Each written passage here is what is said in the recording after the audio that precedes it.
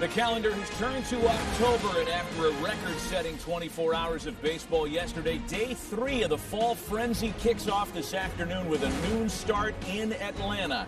And in a best-of-3 series, elimination games come early.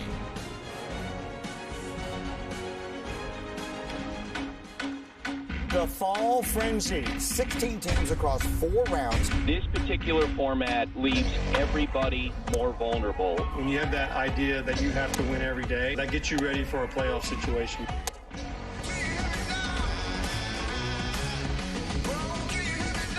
Who else but Freddie Freeman to deliver the walk-off blow?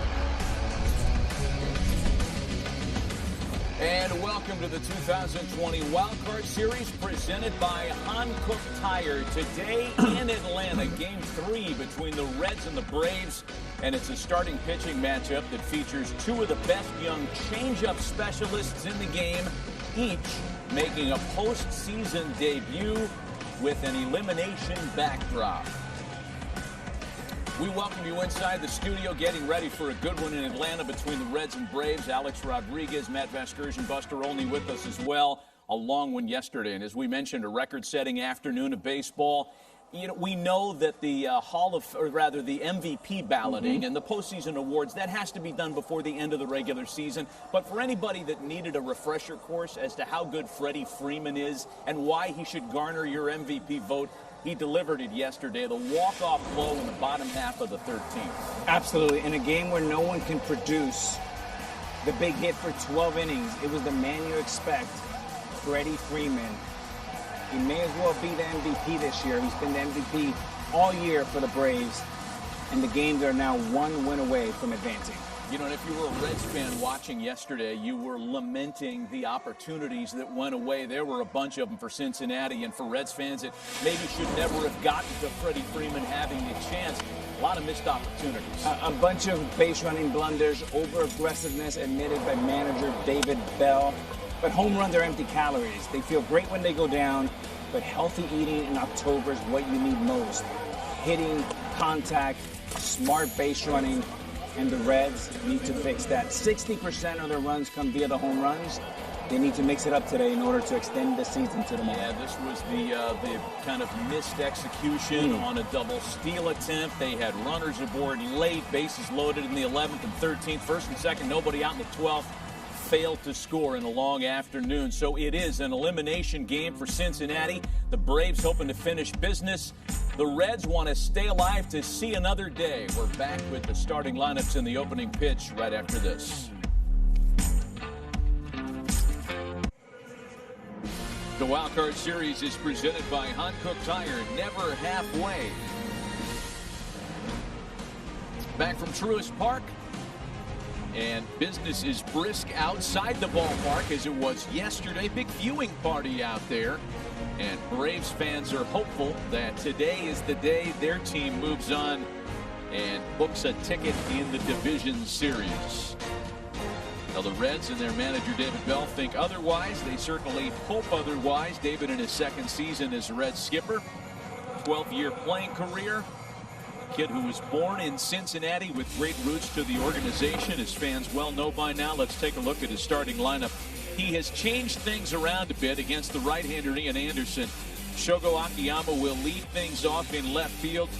We're going to talk about a utility number for the group collectively yesterday, and that perhaps explains the changes today. They went 1 for 12 with runners in scoring position yesterday in Game 1. They had a dickens of a time in 2 strike counts, and David Bell is hopeful that he's had the magic touch to fix that with some lineup alterations today. 22-year-old rookie right-hander Ian Anderson starting for Brian Snitker and the Braves today. An outstanding coming-out party in his rookie year, 3-2 ERA under 2, a whip just over a run, and he's just the 4th Atlanta rookie to make a postseason start. He's got a lot on his shoulders today, hoping to pitch the Braves into the division series. So Shogo Akiyama ready to start things for Cincinnati. Akiyama, Castellanos, and Votto for the Reds. It's been a a history-making series, a part of a history-making postseason already in just 2 games worth of days. And Ian Anderson occupies a part of that by making a start this afternoon. The first pitcher in Braves franchise history to start in the postseason despite making no more than 6 career regular season appearances. And here we go. First pitch fastball taken for a strike. There's a fastball, curveball, and the signature pitch for Anderson is the changeup.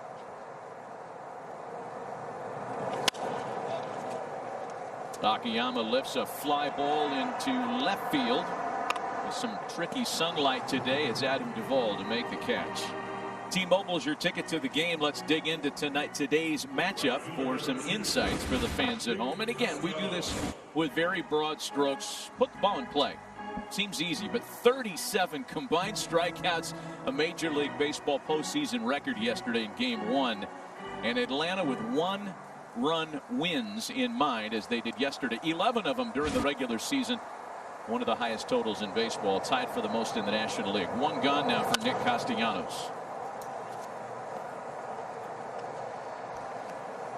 Castellanos enjoyed a 3-hit opener yesterday.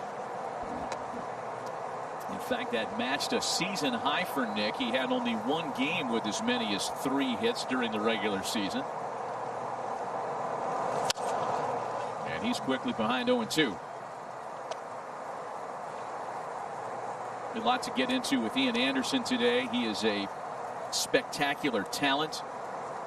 One that the Braves hope is a part of their rotation, anchoring the top of it for a long time to come. He and Max Fried.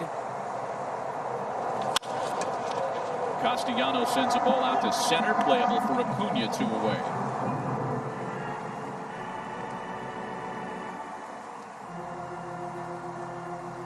So now the 6-time All-Star Joey Votto, who had a couple of hits yesterday. You know, when we went on the air, Alex, we talked about some of those missed opportunities for the Reds, and so much of it came late. Bases loaded twice in the extra innings. They opened the 12th with runners at first and second. Nobody out, could not score.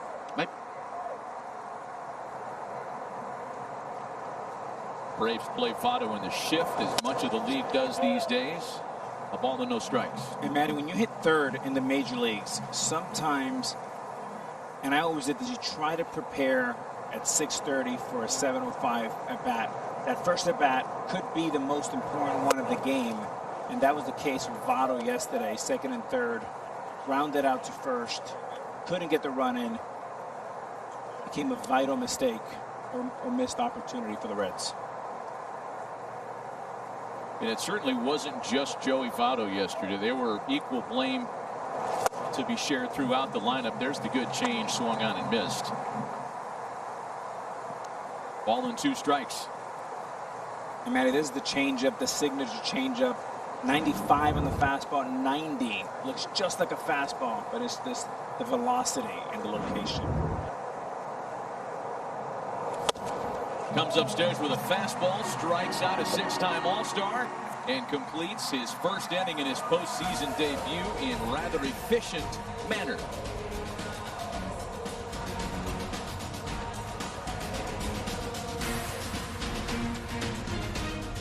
Satisfying conclusion for him, of course. 3 straight National League Eastern Division titles, and for the Braves franchise, 5-0 against the Reds in their postseason history.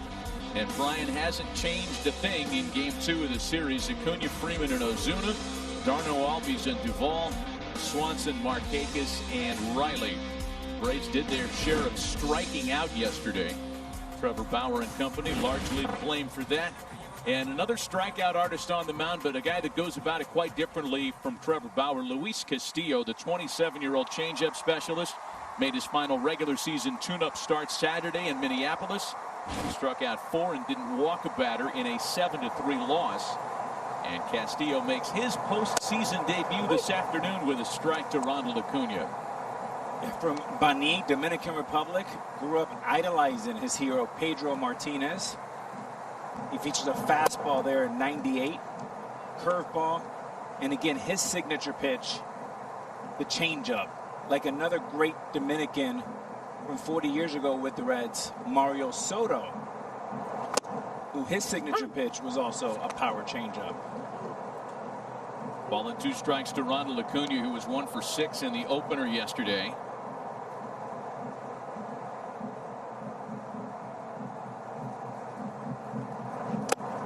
Castillo's 2020, and it was uneven for a lot of stars because of the nature of the 60-game schedule. It didn't feature the big strikeout total games that the Reds had seen in each of the past couple of years. He did finish the year with good numbers, however, and that one's backhanded by Galvis, but he's unable to pick up cleanly, and Acuna is going to be aboard. We'll see how that one's scored.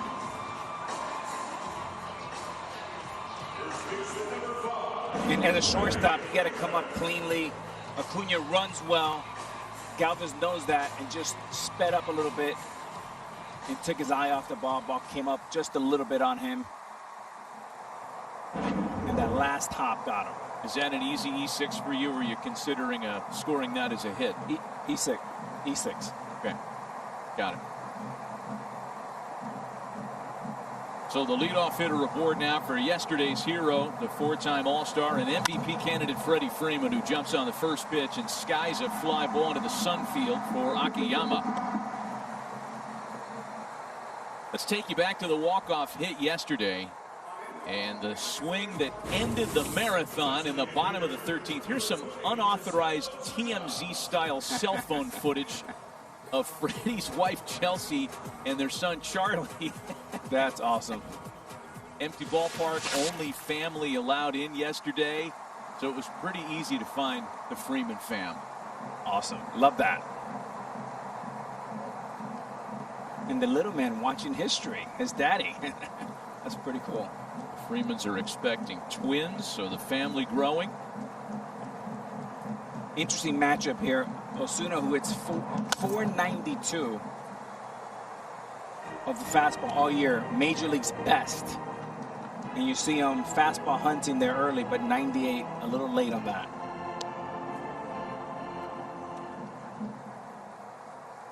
Ozuna with a 0 for 5 opener yesterday, 3 strikeouts for the National League's home run and RBI leader during the regular season. And by the way, they have scored that Acuna ball as a single. It's Christmas in October in Atlanta. I got no problem with that. I mean, it was hitting to the hole. Acuna runs well. Being generous. I'm in a giving mood today. I like it. I got the coffee dosage just right. A check in for Ronald.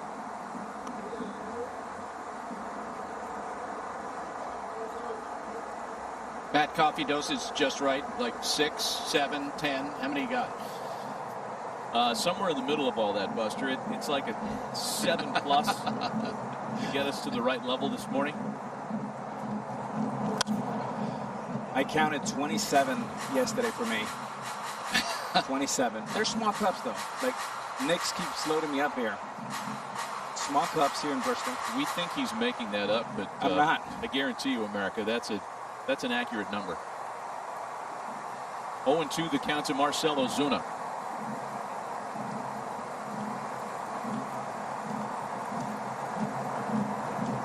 One out, one on to start the last of the first. Acuna's running. Barnhart anticipating it. Still not in time to get Acuna at the bag. I love this. Castillo very slow to the plate. 1.5, 1.6. Anything over 1.4 is good to run. And the classic Ricky Henderson slide.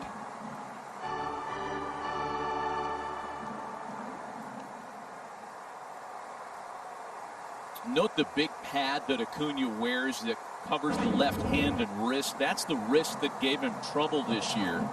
Landed him on the IL, slowed him down at the end of the year, so he is wrapped up tight on that left side. No problem with the slide. RBI opportunity for Ozuna now, and it's 2-2.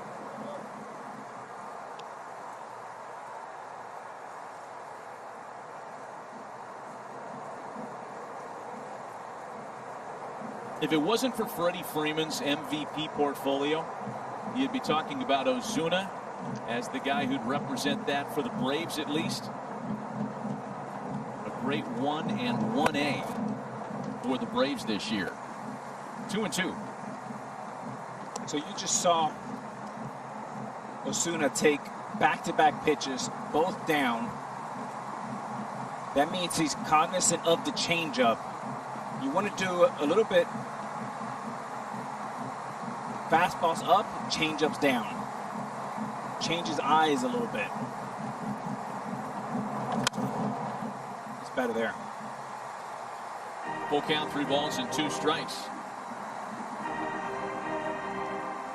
What Ian Anderson did with Votto in his last 2 pitches, changeups down, 90, 97 fastball for the strikeout. You want to go north and south when you're a fastball changeup guy. Yeah, that last pitch that Anderson threw to strike out Votto was his firmest velocity of the year. It's the postseason, man. Guys hump up for a little bit extra here.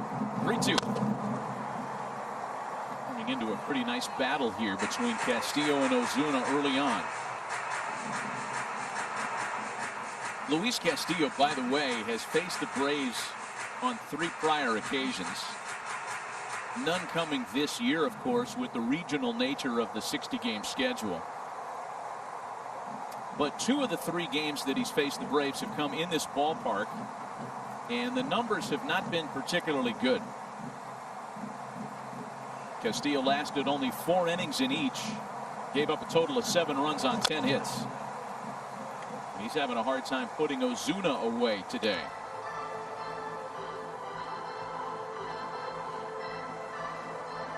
Well, we saw this yesterday in both of our games, Alex. The early game between the Reds and Braves, and certainly in that Yankees-Indians game. The postseason plays out differently. Each at-bat is a grind. 50 pitches in the postseason, I mean, that's the equivalent maybe of a 90-pitch count during the regular season, because by and large they're all stress pitches. Yeah, leverage pitches are. And you mentioned with Anderson, his last pitch at 97, the fastest of the year. There's no coincidence. He's got those adrenalines pumping, and every pitch counts more.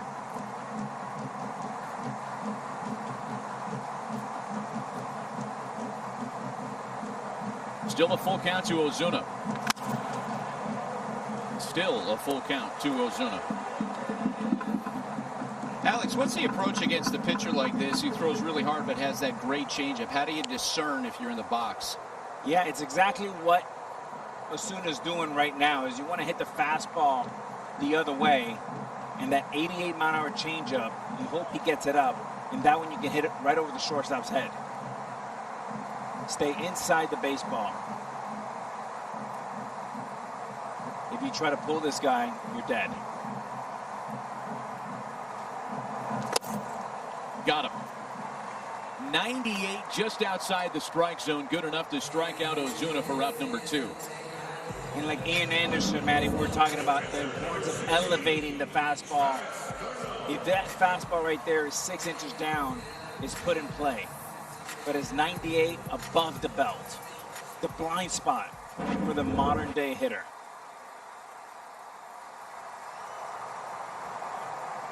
So now the opportunity lies with Travis d'Arnaud, the Braves catcher today, 1 for 5 in the opener yesterday, and batting cleanup for the 2nd consecutive postseason game.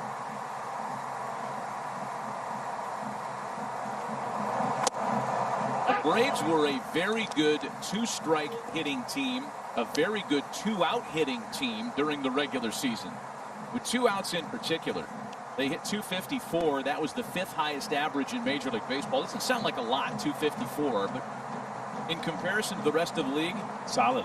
Ranks them 5th. Yesterday, however, 1 for 13 batting with 2 outs. And quickly, d'Arnaud falls behind 0-2. And that's the adjustment right there. That's a different Castillo than the first 10 pitches where everything was down by the knees. That fastball needs to be up. It makes your changeup, your signature changeup, a much better pitch.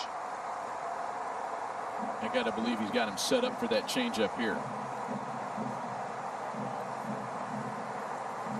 Acuna at second with 2 gone, the 0-2. No, went back to the fastball, elevated it, and d'Arnaud fouls it away.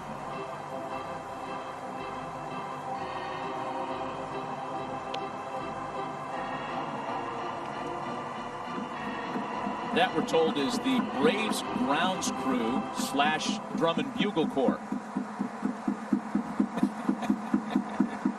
The Braves are all in, and I love it.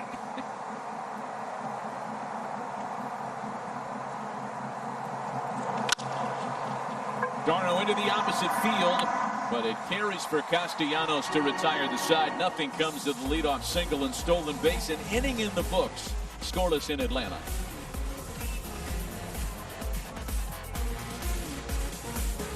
Braves and the Reds. And Matt, we were talking about you on the podcast this morning about the yeoman's work that you put in.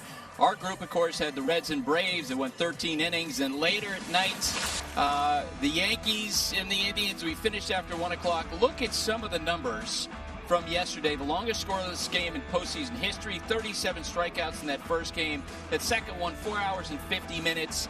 765 pitches in these 2 games.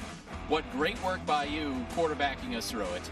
Great work by our whole crew. Are you kidding? You guys, those of us on the air, are behind-the-scenes production crew. I did not realize, Buster, by the time we got off the air last night, that Yankees-Indians game was the longest 9-inning game in history.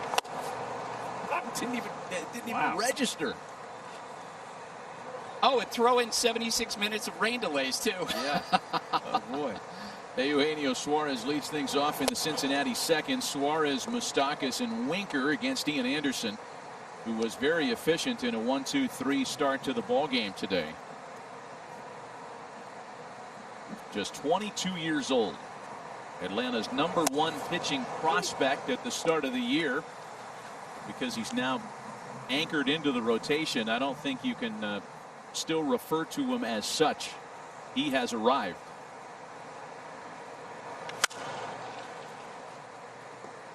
And you know there are expectations on a guy when he's selected 3rd overall.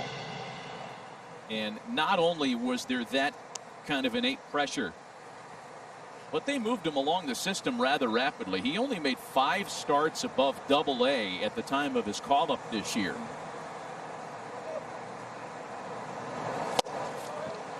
Two balls and 2 strikes.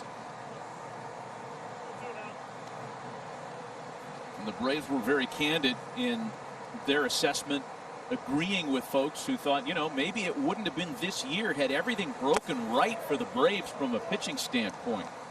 Had Fultonavich been around all year, had Soroka not gone down with an injury, Hamels not gone down with an injury. They needed him. Really couldn't afford the luxury of any more, quote, developmental time.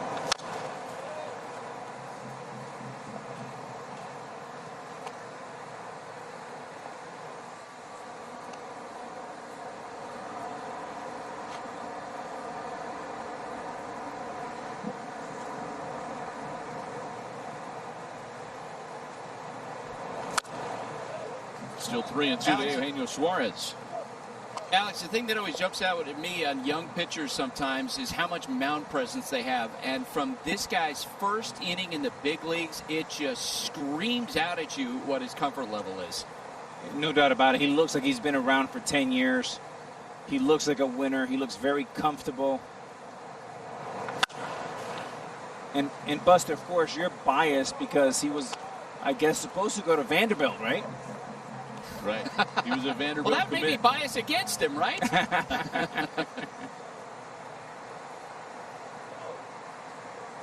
Instead, signed right out of high school. Suarez with a rocket into left field and a base hit to open the second. ESPN.com's Kylie McDaniel is with us on the telecast today and in the ballpark at Truist Field. And Kylie, we understand you were in the room when Ian Anderson was drafted as the #3 overall choice in 2016. Yes, I was working in the front office with the Braves in 2016, and the discussion eventually came down to Nick Senzel, who's playing today for the Reds in the outfield, and Anderson for the 3rd overall pick. And the interesting thing is you guys were hitting correctly at the top that he is a changeup over curveball guy right now. That was not the case when he was in high school, and it was a fastball curveball. You'd see a changeup. You thought it could be a pitch at some point, and the discussion in the room was, we can't afford to go get a Garrett Cole in free agency and pay the big money for that. We have to draft and develop those guys. We think Ian Anderson can be a frontline starter that can win you a playoff game. So if he's there, we have to take him. And now today, just 4 years later, earlier than you'd expect, you get to see if he's the kind of guy that can win you a playoff series. Kylie, I like that too. And one of the things that I believe in is I like drafting pitchers from up north. And Anderson from upstate New York, here's a great car with low mileage versus, kids from the South. I grew up playing 60, 70, 80 games ever since I was 10, 11 years old. Up north, you have the short high school seasons, and I think that's a big benefit in the long haul for pitchers like Anderson. Yes, you have to do a lot more. You have to do a lot more projecting because you might see him throw in a high school game, a handful of changeups. You're not going to realize from most even trained eyes that's going to be the difference-making pitch in the playoffs for him. But the last year or two, the changeup has really come to the fore, while the curveball has settled at average to above average. The changeup has become that out pitch, and that's why you have to scout between the ears a guy that can really improve, make adjustments, and things like that. Because we've seen with Lincecum, Verlander, guys like that, they'll just develop a changeup almost out of nowhere late in their career. Kylie, did he always have this kind of mound presence from the first time you guys laid eyes on him? That was the first time I saw him was the summer of 2015 at Perfect Game National, and when he walked on the mound, it was mid-90s hammer breaking ball, and a lot of times you're used to seeing guys like that just have huge stuff but don't know what to do with it, and from the beginning you knew that guy could pitch.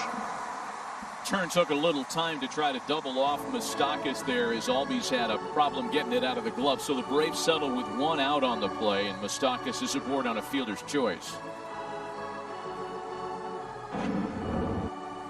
Nice play here. Good feed. Albies has a little problem with the footwork. Ball should have been a double play. I think he missed the bag. Tries to go back. Should have been two, only one. So one out, one on. Moustakas support now for Jesse Winker. Winker had a hit yesterday. Was removed in the extra innings for a pinch runner. Check that, 0 for 3. 0 for 3 yesterday. He was in fact hit by a pitch and almost hit by another.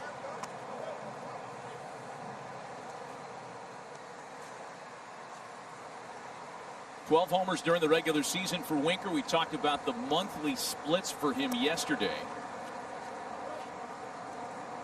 Had a huge month of August, followed by a slower September.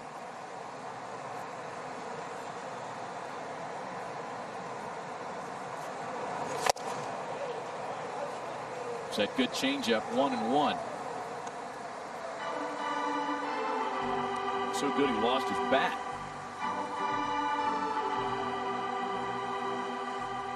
Delino DeShields Sr., first base coach on David Bell's staff. Look out.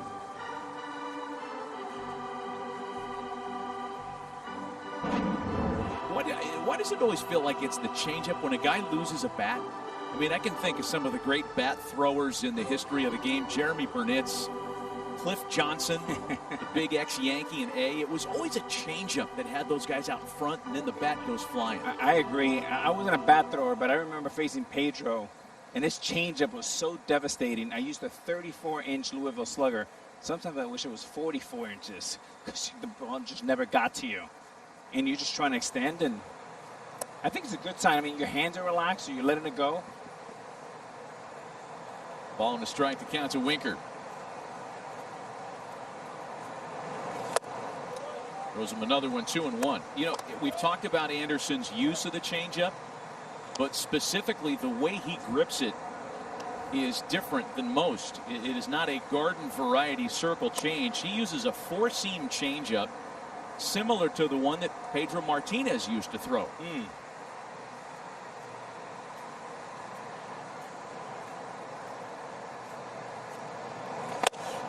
And the irony is, you know, you've got this matchup between young right-handers who feature plus changeups and the guy that grew up idolizing Pedro in the Dominican Republic, Luis Castillo, throws it differently than Pedro did. Ian Anderson from New York throws a Pedro-style changeup.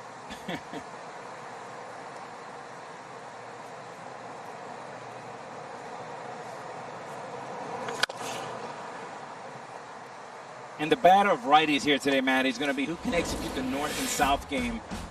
And Anderson does it perfectly. 90 on the changeup down, 97 up top. North and south. Thing of beauty. Marty Foster, the 21-year veteran, is the home plate umpire tonight. Plays it pretty straight for both sides, nothing out of the world. Good umpire. He threw out Winker last year. Something to watch. And then David Bell also got thrown out on the same game. So when a hitter has a history with an umpire, you want to make sure that anything, there might be some eye contact, there might be talks, but bad blood is already embedded. Can't hug it out either. Social distancing and all. Still a full count to Jesse Winker with a runner aboard and one gone here in the top half of inning number 2.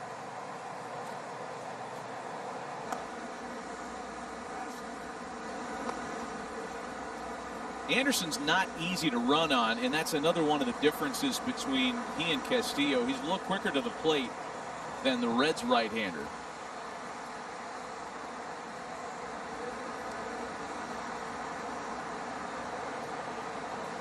Runner should be running here. There goes Moustakas. Pitch is taken for ball 4. Let's check in the studio and say good morning, good afternoon to Kevin Connors. Hi, Kevin. Good afternoon, Matt. Good to chat with you. Time for today's Wild Card Roundup brought to you by Coors Light. Marlins outfielder Starling Marte suffered a non-displaced fracture in his hand yesterday. Won't start game 2, but is available to pinch run and play defense. Sanchez-Darvish, the pitching matchup. Marlins try to close out the Cubs, 2 Eastern, Matt, ABC. Well, it's going to be a fun one to watch. I mean, Darvish coming off such a bounce-back 2020 and back in the postseason. And Sixto Sanchez, strikeout artist, young right-hander for the Miami Marlins. That's going to be a dynamite game. Exciting to watch. Electric stuff. Nick Senzel takes a first pitch curveball for strike 1. Yeah, he'll show you that one too.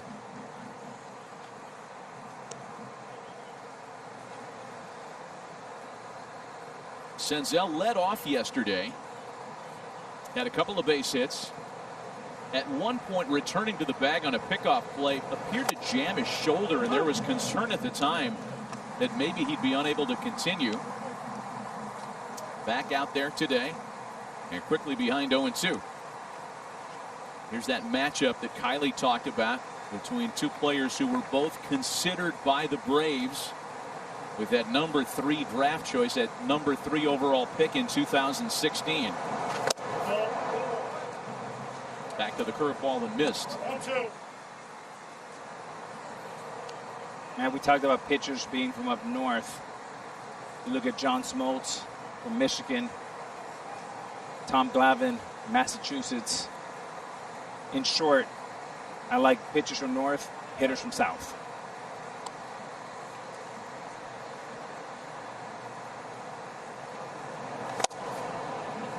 Wow, fastball just missed. I'll give you that regional bias. That's okay. Or did he just miss?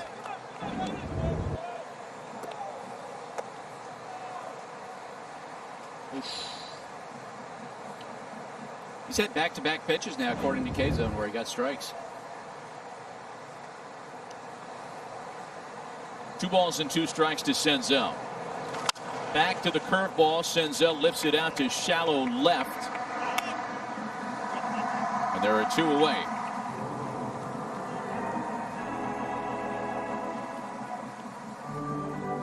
Am I wrong, or did he not throw him a changeup in that plate appearance? A lot of breaking stuff. I think it was curveballs and fastballs there, which is an interesting kind of departure from his strength, if only for one hitter. I love playing that kind of guessing game. We did that yesterday with Bauer when you try to, you try to manage the game along with him and try to figure out what he's doing. And when you can't figure out a pattern from where we sit on the couch, it'd be just as hard for an opposing hitter to do that. Well, sometimes pitchers get into this tendency of pitching to the weakness of the hitter versus their strength. I always like the latter. Pitch to your strength. There's Freddie Galvis now with 2 out and 2 on here in the top of the second. Galvis was used off the bench yesterday.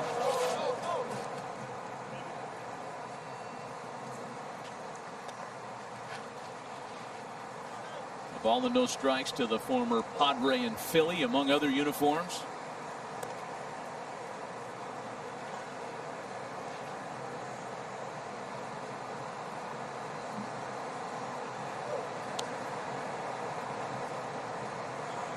That changeup makes Ian Anderson really tough on left-handed batters. Galvis, a switch hitter who's in from the left side. In fact, in 62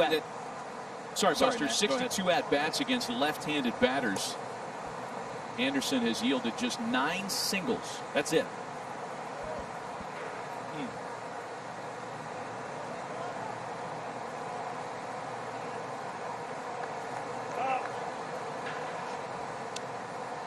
What did I interrupt you from, Buster?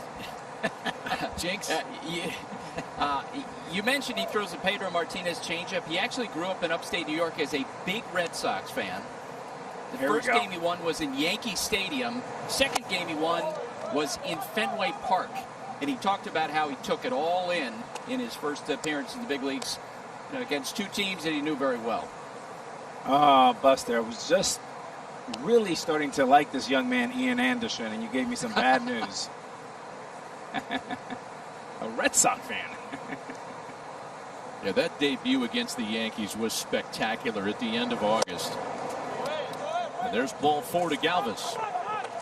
Only run he allowed was on a home run by Luke Voigt. And by the way, he has not allowed a home run since. Nothing to be ashamed. Home run off Boyd. I mean, he seems to get home runs off everybody this year. Give one up to the major league leader. That's right. You're in good company.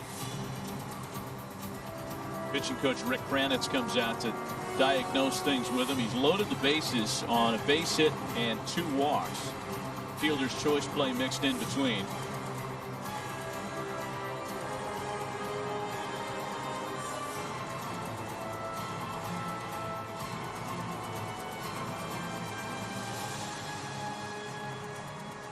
Well, the Reds had a couple of bases loaded opportunities go by the wayside yesterday. They have been gifted another one here, and the opportunity lies with Tucker Barnhart.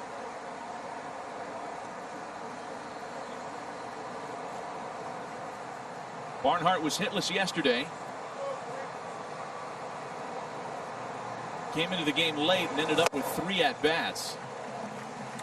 Kurt Casale started game 1 yesterday with Trevor Bauer. Great change up there, 88 depth.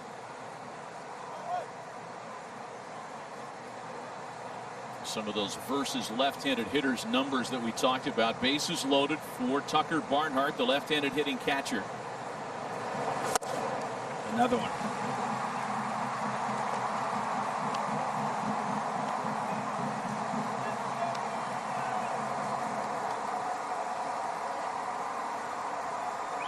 Put him away right here. Don't waste any pitches.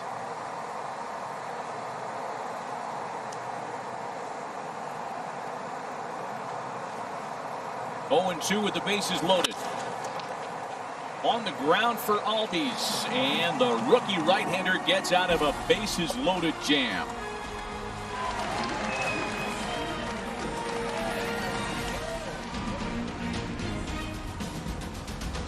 Get all your postseason gear and cheer on your team at home with the official source, MLB.com.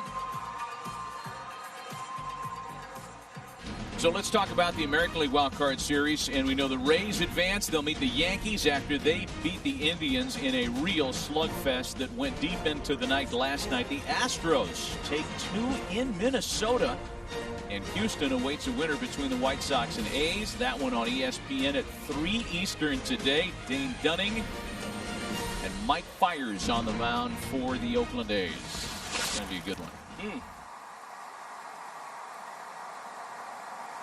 Luis Castillo back to work.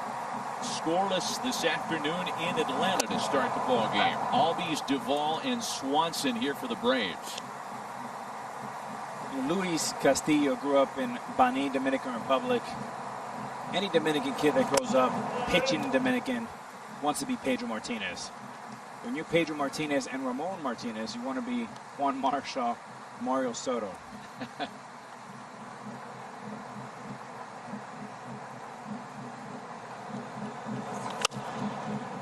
A sharper start to this one for Castillo than his final regular season tune-up. We talked about how he pitched on Saturday at Minnesota. He allowed 5 extra base hits, and that tied his single game career high. And again, you know, you're not going to judge a guy on one start, especially when it's his final start of the season, but those games mattered for the Reds down the stretch. Cincinnati had such a terrific end to the regular season. Got them to where they are in the postseason today.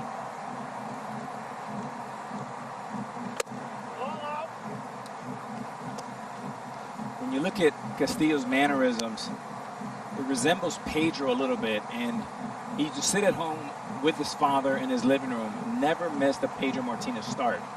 And then after the start, they would go back and review and talk about lessons learned from watching Pedro. And when you watch Castillo, I see a little bit of Pedro in him.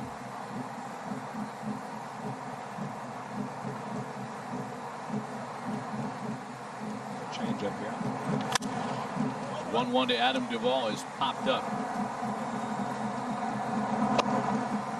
Barnhart's got it. There are 2 away in the second. StatCast powered by Google Cloud, kind of on cue, talking about the changeup and Pedro Martinez and all things finesse. Most strikeouts on the changeup this season. Luis Castillo atop this leaderboard, as he has been for a couple of years now. Zach Davies wearing a San Diego Padres uniform this year. Get that fixed.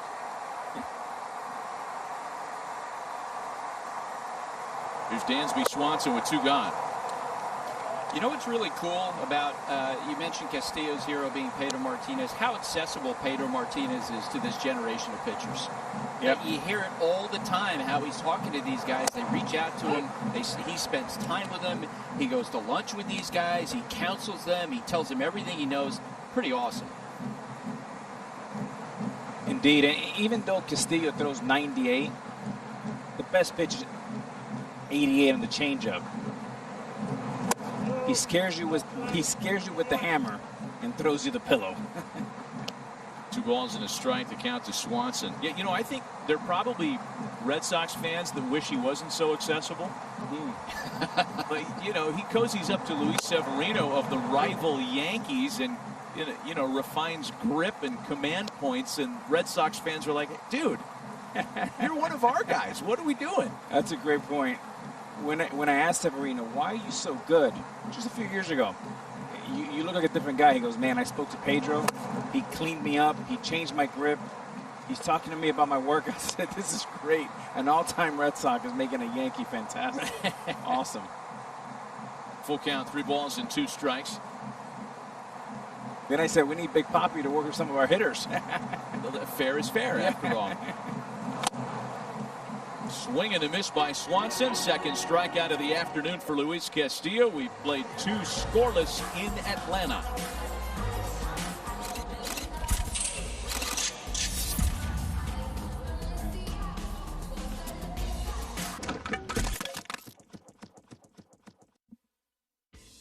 All right, welcome back. The rest of our day has changed in terms of the wild card series because we've just learned that Game 2 between the Marlins and Cubs at Wrigley has been postponed. They'll play Game 2 Friday at 1 p.m. local time. That's 2 p.m. Eastern.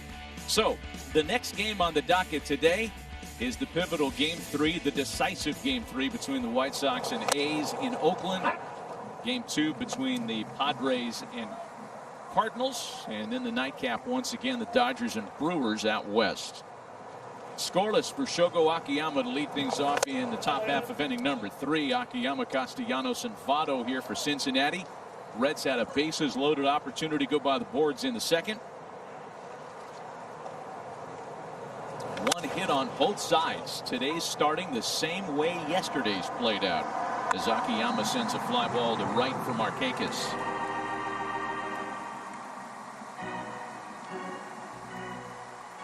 You know, invariably, Alex, with these multiple games in a day, right, there's always one series that gets stunted that has to play early.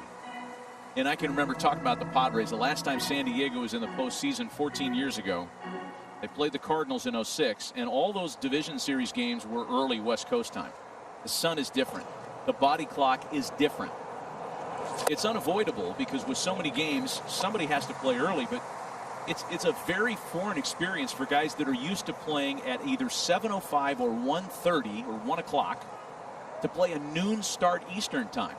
Fair point. And there's some guys that like to sleep in past noon. And all of a sudden you're in the third inning by the time you're supposed to be waking up. It's a big adjustment for sure. I mean, it changes the way the game plays out. And neither one of these teams have looked very potent offensively over the last day and a half. And I'm not making excuses for anybody, but I do believe that start time does play a role, maybe a small one, but it does play some kind of role. Brian Snicker told us yesterday that day games here in this ballpark, they get a lot of glare off the cutouts. It's something that they had to change a little bit. They bent them back. Yeah. But who knows to what degree that has played into things the last day or so here. And one thing that's for sure, the October lighting is much different than in the summertime. And it gets darker sooner and a lot more shadows in October than you say August or July. Great and pitch. a called strike 3 taken by Castellanos. That's number 2 for Anderson today. Good fastball here. Conviction, good extension. And Anderson threw 27 pitches last inning. Over a dozen of those because of the mishandle of Albies at second base. That could mean one less inning later on. 0-1 to Joey Votto, a strikeout victim in the first. Swung and missed at a 97.9 mile an hour heater.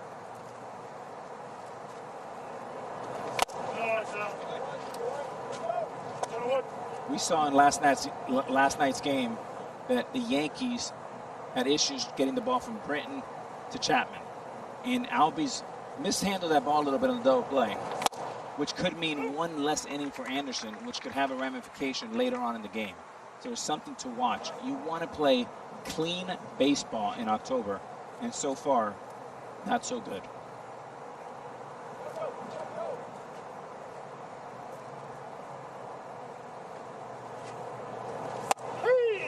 And a called strike 3 to Votto.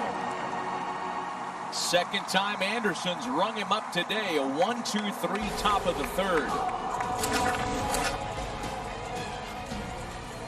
To the bottom of the inning. Still scoreless.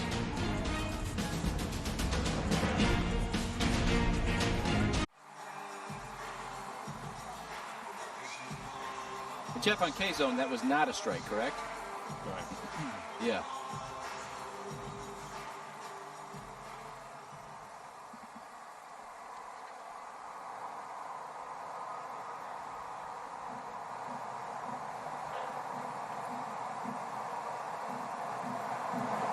Luis Castillo back to work, bottom half of inning number 3 for Nick Markakis, Austin Riley, and then top of the order, Ronald Acuna. Scoreless early on today, and again, this one taking a page out of yesterday's narrative. Not a lot of traffic and virtually no scoring. A ball and a strike to count to Markakis.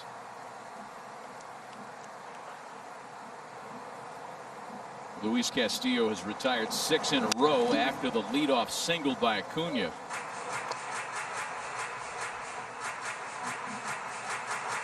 We watched a masterful Trevor Bauer yesterday.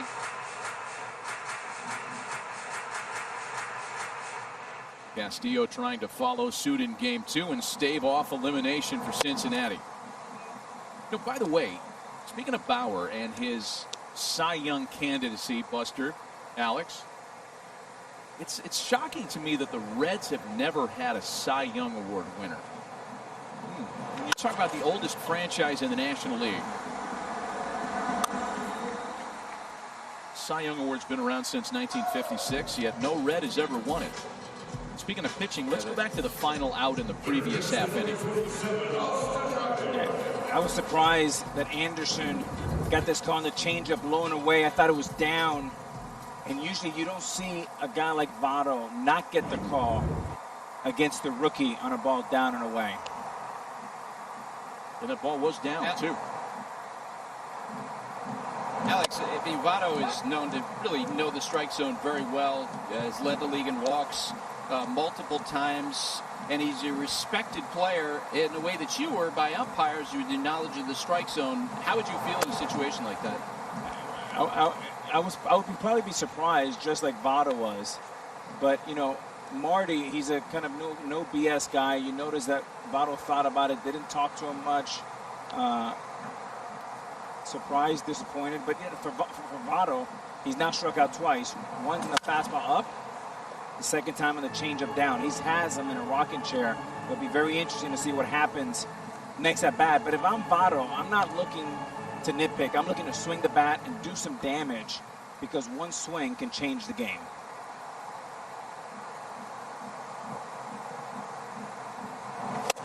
One-two to Riley, swung on and missed.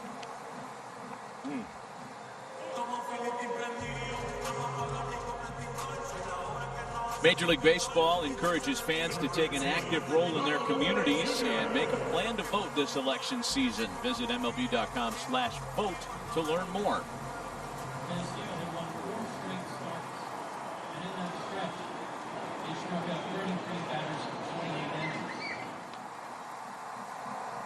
Two gone now, bases empty for the top of the order, Ronald Acuna. You know, to button up the thought on Votto and his knowledge of the strike zone, this is a guy who's led the league in walks 5 times. He's led the league in on-base percentage 7 times, and he recently passed Pete Rose for the franchise career walks record. Wow. I mean, when your name appears above Pete Rose in any category, it gets your attention. Absolutely. You're talking about a Cincinnati Reds royalty, both those guys, Rose and Votto.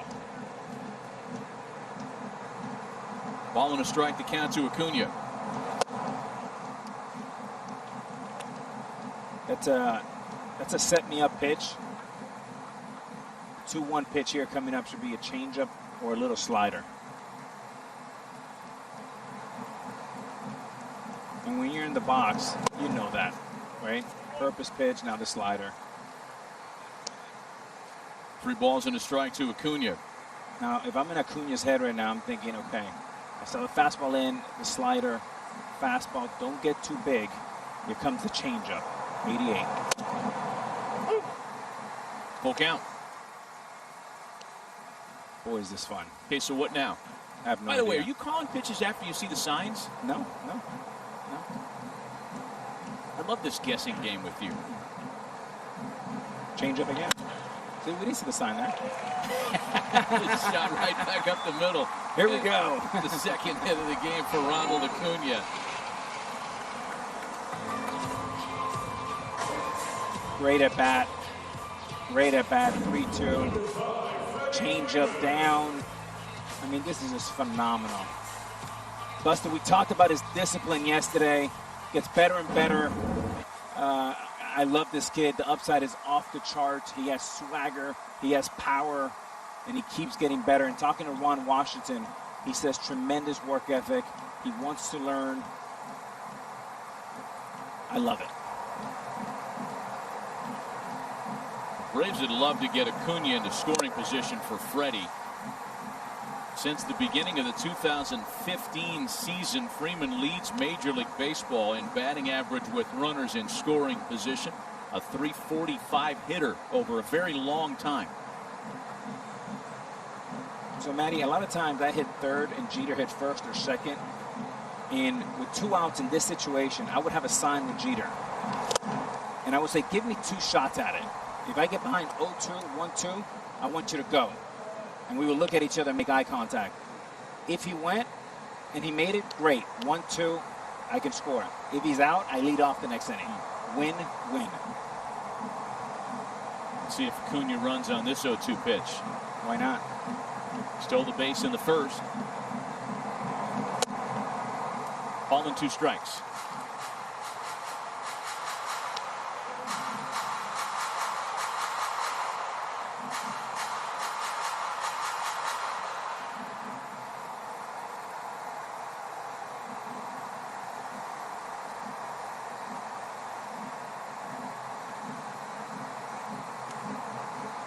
Castillo's aware of him over there, checks in at first base. Oh, so close to that elusive 40-40 season in his All-Star campaign a year ago. 37 bags, 41 homers. 2-2.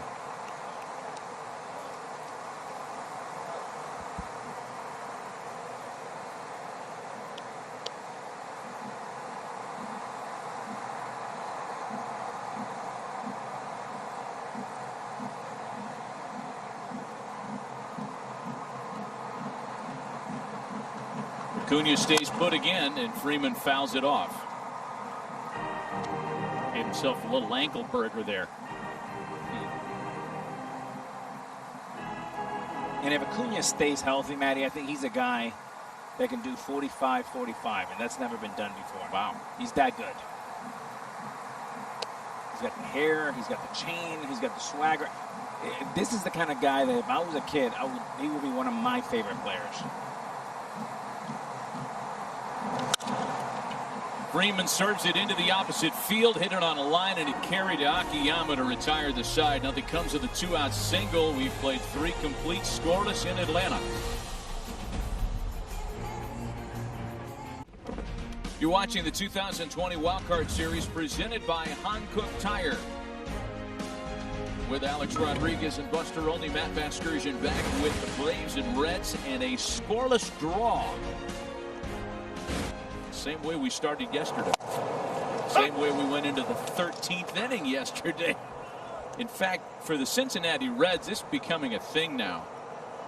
Take a look at some of the combined numbers.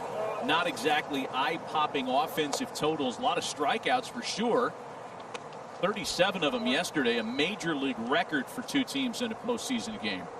But for the Reds, they are approaching a futility record that they just as soon avoid. They've been shut out now for 16 consecutive innings to start this postseason. The record is 20 innings, held by the 1921 New York Giants. Long time. And a called strike 3 taken by Eugenio Suarez. That's 4 on the day and 3 in a row for Ian Anderson. Ian Anderson looking good. Another 4-seamer, top of the zone, 94 miles an hour. And both pitchers are getting in a rhythm. That's why as an offense, you want to get these big right-handers early. Because as they get their rhythm, they become tougher to hit. There's Mike Moustakas now. He reached on a fielder's choice in the second and is 0 for 6 in the series. The Braves of 2018 also had a long stretch of consecutive scoreless innings. They were pushed around by the Dodgers in the division series that year. And at one point, it was the beginning of the season actually, beginning of the series, they went 19 straight innings against LA to open that series without a run. I have a question for Matt and for Buster. Okay. The lack of contact in today's game is mind-blowing. Yesterday's game, 45% of the plate appearances did not put the ball in play.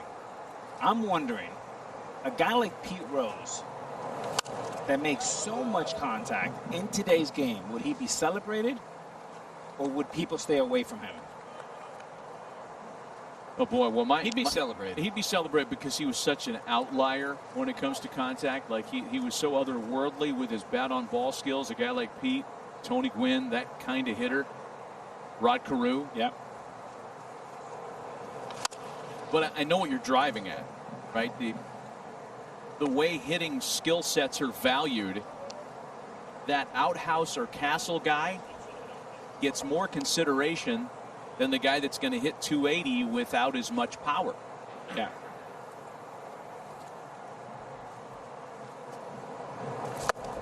Moustakas strikes out. That's 4 in a row for Anderson. Anderson is on fire. Power fastballs, top of the zone, and the changeup. Pull the string right here. You see that right there, and a nice movement away.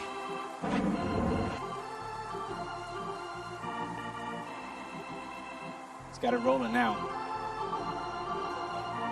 4 in a row and 5 all told for Anderson through the middle stages of the game. And here's Jesse Winker, the DH, who walked back in the second. He too's been held hitless in the series.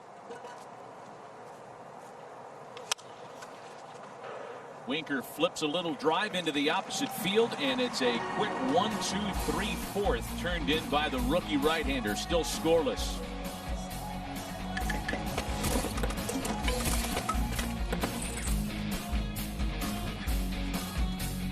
One postponed due to weather. Marlins and Cubs will play game 2 of their series Friday at 1 o'clock Central Time. The White Sox and A's coming up, a decisive game 3 at 3 Eastern here on ESPN.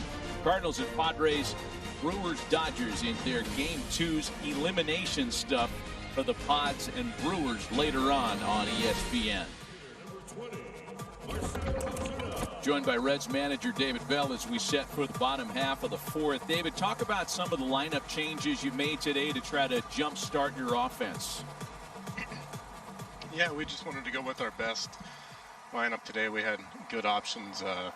Nick Senzel's been getting back into the flow of things, and wanted to keep him in there after getting the 2 hits yesterday. Castillo looks great, David. Any surprises? How long can he go? He has 53 pitches now. We're hoping to get him as deep into the game as possible. As we know, our starting pitching is the strength of our team. Our bullpen has been outstanding. So if he does run into trouble, we have our entire bullpen behind him to pick him up. But the way Luis has been pitching and getting ahead here and using his fastball, I'd like to see how deep he can go into the game. Yep.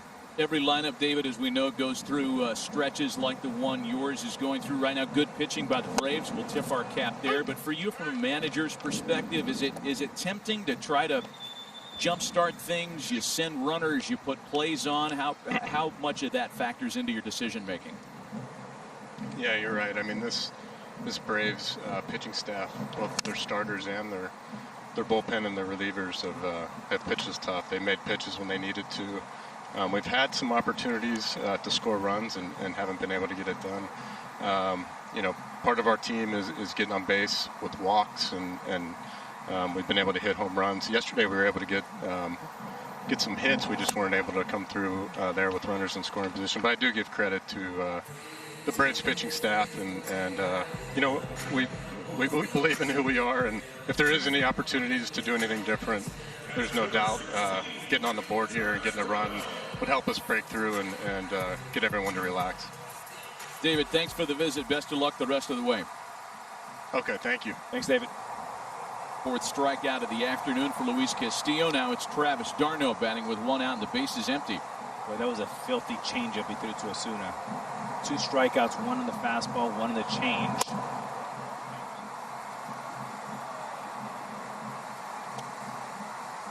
This is an absolute carbon copy of game 1 of the series. Both starters good yesterday. Fried and Bauer today. Castillo and Anderson. The ball and a strike to Travis d'Arnaud.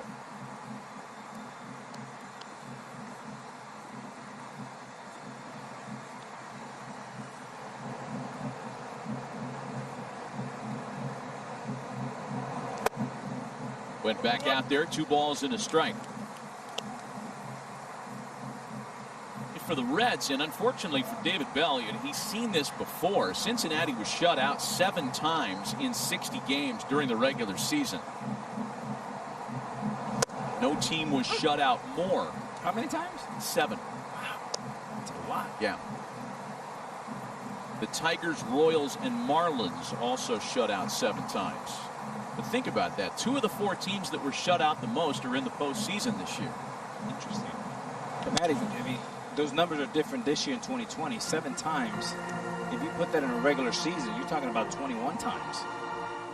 Yeah. You know, plus or minus, right? So that's a significant number. And now you prorate that in October with greater pitching. It just gets worse. It doesn't get better. 2 balls and 2 strikes to count to Travis d'Arnaud.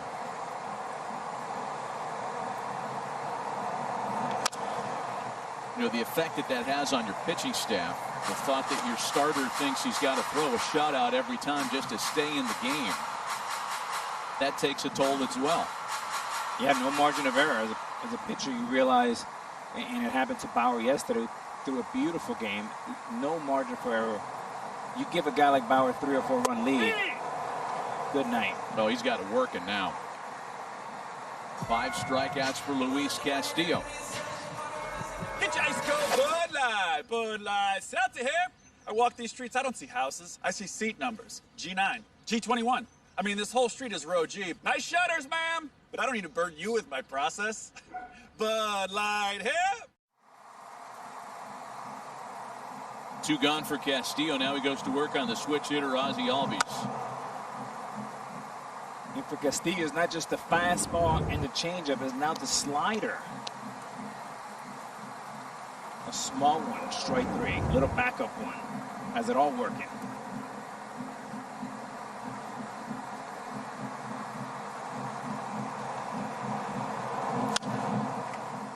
Oh, 0-2 to Ozzie Albies. Ozzie was swinging a hot bat the final 3 weeks of the season after being reactivated off the IL. Missed 30 games with a bone contusion in his right wrist. Kind of a cruel irony that both Albies and Acuna suffered from wrist injuries for much of the shortened season this year. This is the energy that makes the Braves go. I mean, at those injuries, you really recover 100% in 2021. They're lingering injuries, and you mess with a hitter's hands. Into center field, a 2-out base hit.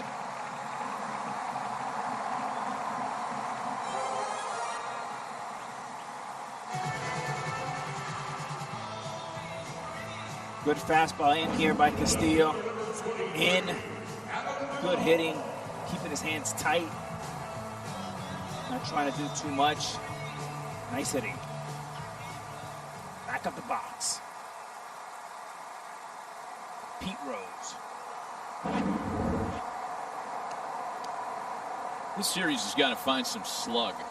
4 singles so far in this one today. Adam Duvall's a candidate. Yeah. I let the Braves to be aggressive here with Ozzie. I'd like to see him running the first pitch or 2. Push the envelope a little bit.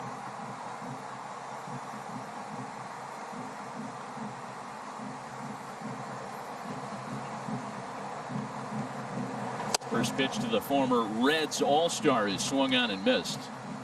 Adam Duvall, a comeback player of the year candidate. And I would imagine that award will exist despite the shortened nature of the schedule. 11 of his 16 homers coming in the final month of the season. They came in bunches for Adam Duvall this year. There he goes. 0-2. There were 10 3-homer games by players in 2020. 10 of them. And Adam Duvall was responsible for 2 of those 10. Stay hot. To experience that twice in a 2-month schedule. Man.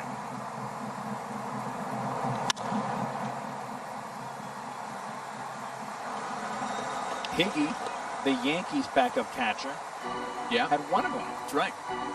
I'm not sure who the other 7 are. No. They're very happy guys. I don't have the list top of mind either, but, you know, they range from a backup catcher, right? A guy like Marcell Ozuna, who led the National League in homers. He had a 3-homer game. I think in Fenway, right? Yep. I think you're right. Yep.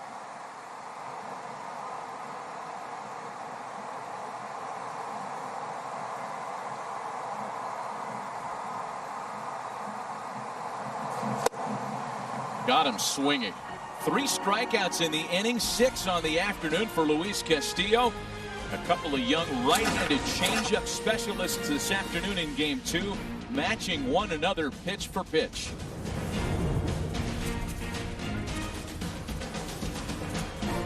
Atlanta Braves starters in the long and decorated franchise pitching history of that club that have made postseason starts. Left-hander Steve Avery at the age of 21 and Mike Soroka at the age of 22, who got Game 3 of the NLDS last year. Ian Anderson is right there in this list, and it is about Ian Anderson that we chat with his manager, Brian Snitker. Snit, you've told us before that this is a young man who acts like he's been there before, and we're seeing it play out before our very eyes this afternoon.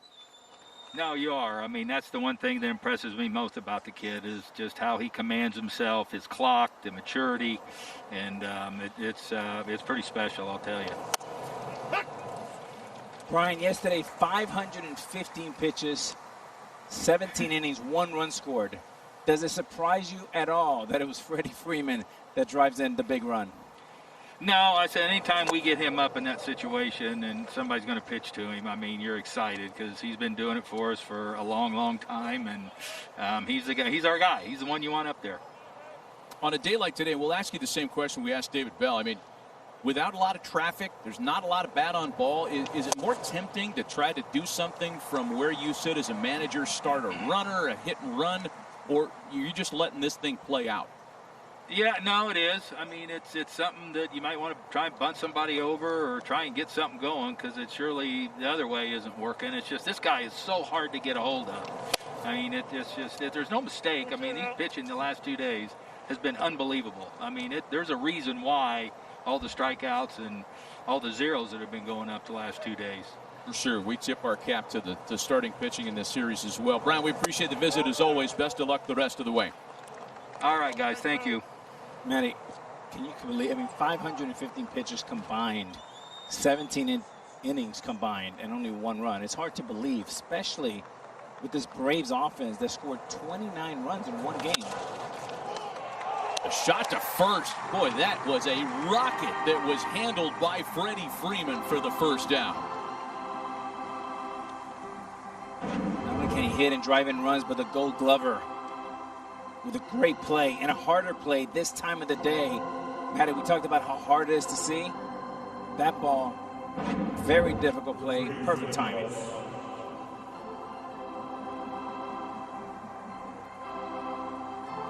One gone now for Freddie Galvis.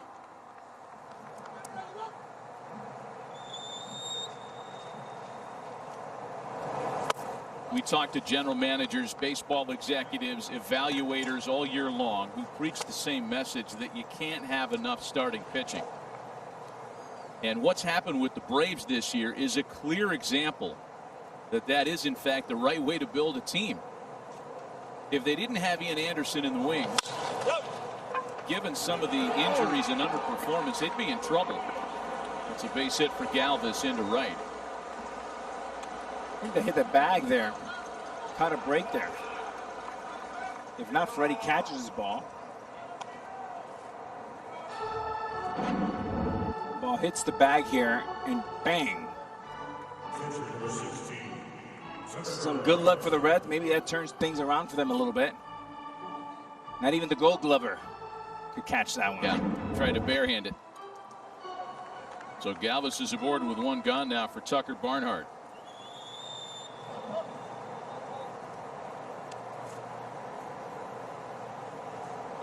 Barnhart grounded a second in his first try today.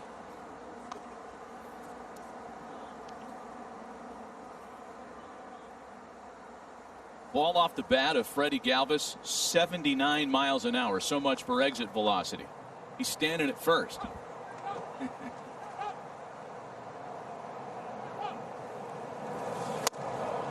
Hey, here's what we're talking about. Braves fans are certainly familiar with the narrative of their season. Mike Soroka, torn Achilles, out for the year. Cole Hamels tried to come back at the end of the season from a triceps injury. Shoulder fatigue limited him to just 3 innings all year. Poltonevich DFA'd. Newcomb sent out. Felix Hernandez opted out. Virtually the entire opening day rotation, projected opening day rotation, gone here in the playoffs. Max Fried, Ian Anderson comes up from the minors. They trade for Tommy Milone, then he gets hurt. I mean, you can't have enough of it. And what a great job that front office has done with the depth of pitching. I mean, to have a guy like Ian Anderson just show up and pitch this well with this composure, outstanding. Missed with the changeup, a ball and 2 strikes. I think another example of that as well is Kyle Wright, who has been one of their top pitching prospects for a couple of years, but there have been times when he's got to the big leagues and it felt like the game kind of sped up on him. And then in the last 3 starts of this regular season, after working with a performance coach, he's kind of putting it together. And if we get to a 3rd game, Kyle Wright is their guy. They're very encouraged by his improvement in recent starts. Elevated fastball strikes out Tucker Barnhart. 6 for Ian Anderson today. Big job or small, you make sure things get done right. It's not a competition. It's just that you're not willing to settle. Not in your work, not in your hobbies, and never with your bourbon. Evan Williams. Bourbon done right. 2-out base runner at first for the top of the order now, Shogo Akiyama.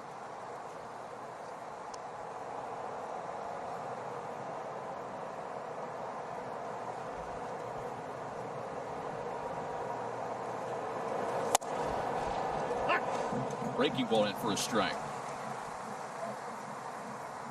It's hard to resist doing all the Jethro Tull lyrics, Buster, when Ian Anderson is on the mound.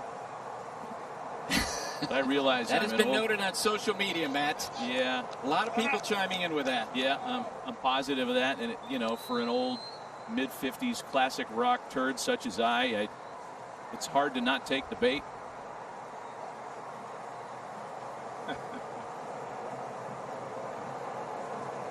0-1 to Akiyama.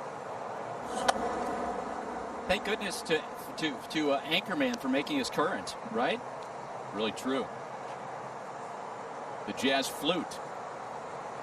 Exactly. And it's rare rock and roll application thanks to Jethro Tull.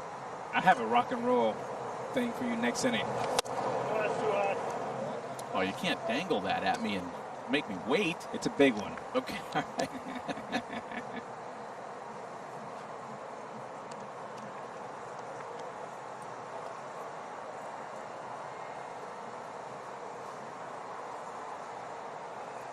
Akiyama hitless in the series, was used as a pinch hitter yesterday, 0 for 2 so far this afternoon. And he falls behind the ball and 2 strikes.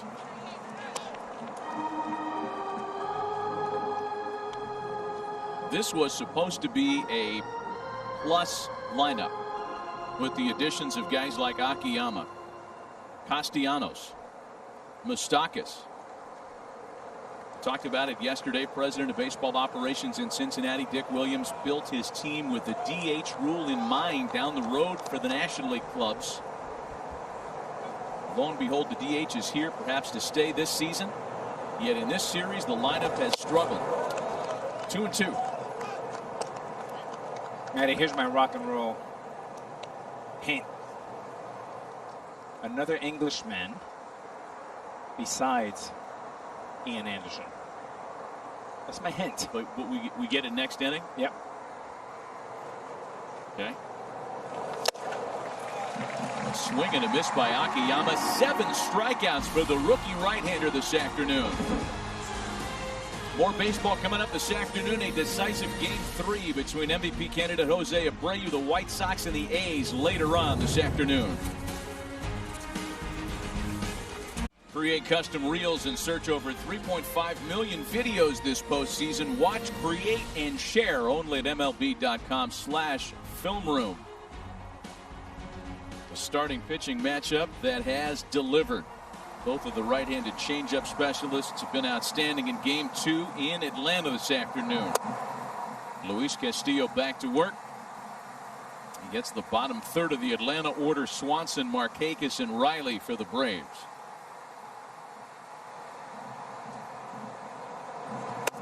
Swanson 0 for 6 with 4 strikeouts in the series so far. All right, Matty, so here's my rock and roll story. Okay. You see the Dodgers won last night. They have a long list of celebrities. So do the Yankees. Celebrity fans, you mean? Celebrity fans, okay. Right? And so do the Braves. The Braves have one.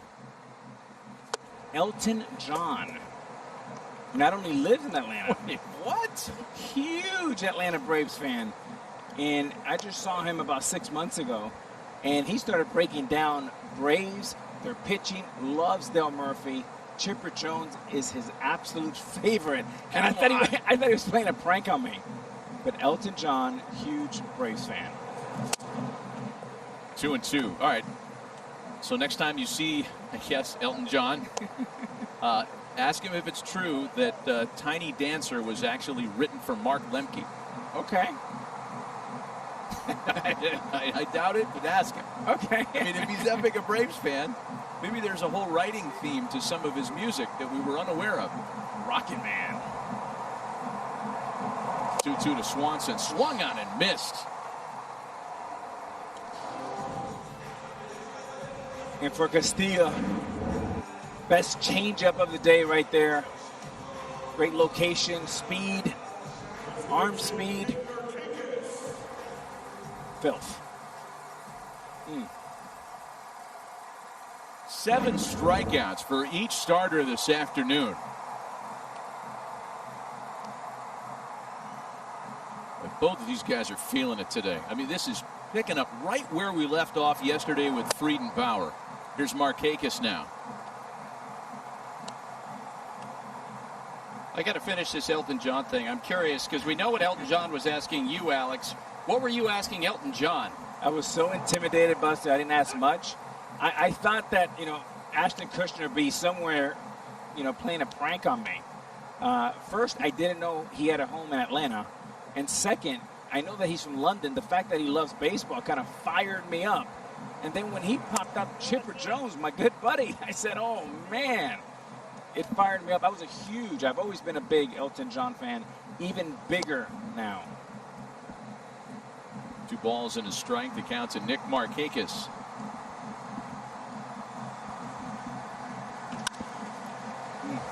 Into center field, a base hit. Pitching has certainly become the theme, not only today, but in this series. Again, ESPN.com's Kylie McDaniel is with us in the ballpark. Kylie, we talked about the Braves starter earlier. Give us what you got on Luis Castillo today. So in 2016, when Ian Anderson was drafted by the Braves, Luis Castillo was a Marlin. He was traded at the deadline in 16 to the Padres. That trade was then reversed because Colin Ray went down with an elbow injury right after being acquired. They then had to trade Castillo back to the Marlins, who then 6 months later, the next offseason, traded him to Cincinnati for Dan Straley. So going back 4 years, both of these starting pitchers were acquired. The groundwork was laid. Here we are today.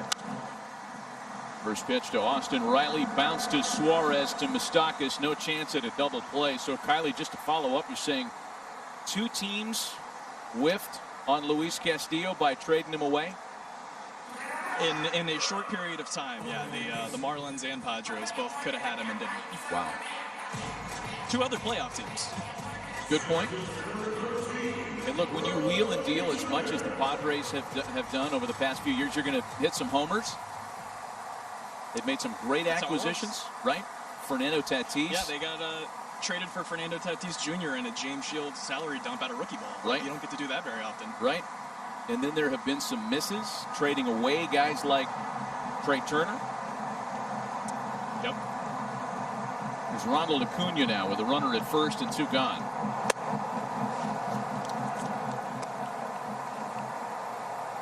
Four singles this afternoon for the Braves, and Acuna's responsible for 2 of them. And Austin Riley at first base still has a sore hamstring, so may not be able to score on a double, even with 2 outs.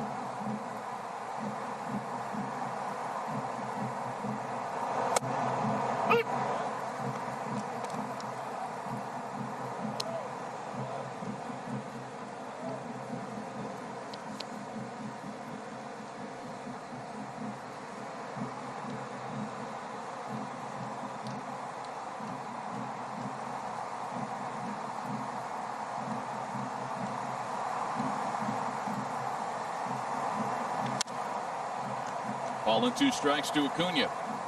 Acuna, barely 6 foot tall, this year has hit home runs of 473 feet and 495.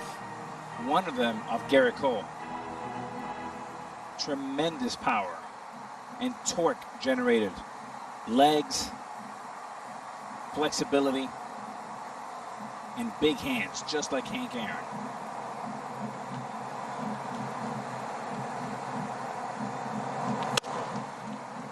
Holds off on the 97-mile elevated fastball. 2 balls and 2 strikes.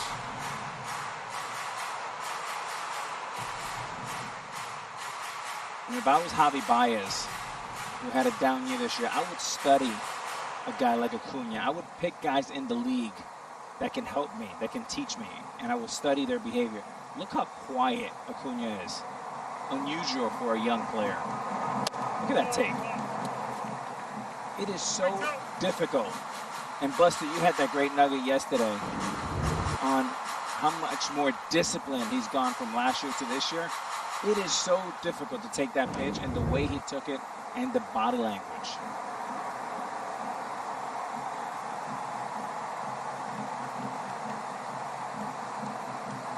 Full count with a man on and 2 away. Scoreless tie in the last of the 5th. 3-2 pitch.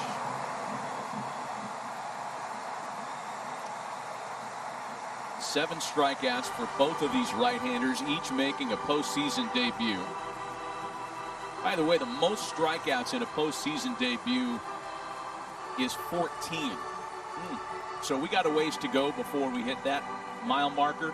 We've hit a bunch of them in this postseason already, but 5 pitchers, most recently Tim Lincecum in his first ever postseason start in 2010. 14 punch-outs.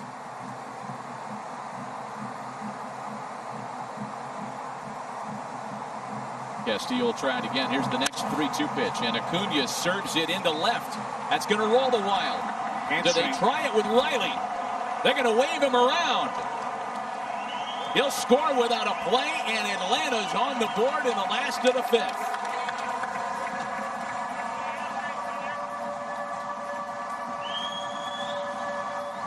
It was the running start for Riley that helped with a bad hamstring. 3-2 in motion, a 3-2 slider from Castillo. Not a good one, a flat one. And Acuna checking in for the 3rd time today as a prime time player. Man, this guy is fun to watch.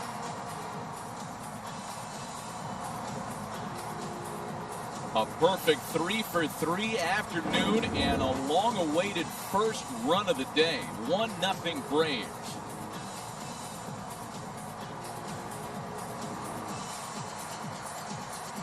You know, Matt, it's all about conviction. You'll see he puts a slider down. He doesn't want it.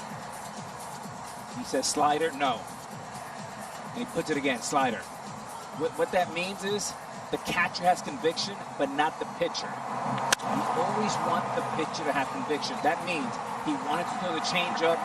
The catcher convinced him to throw a slider.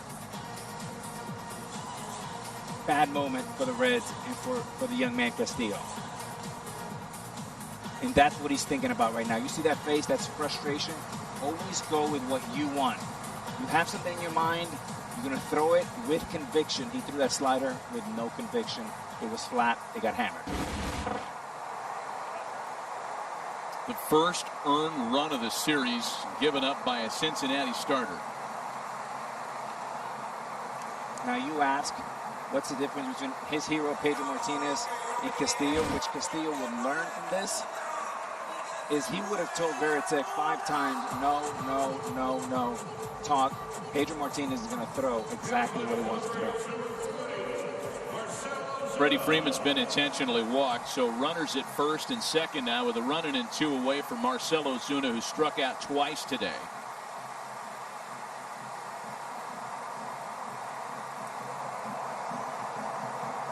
Both strikeouts swinging in the first and in the fourth.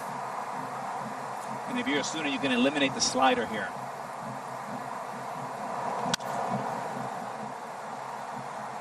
Fly ball out to right. Castellanos has it. Braves, however, have scratched across the first run of the afternoon. A 2-out RBI knock by Ronald Acuna makes it 1-0 Atlanta.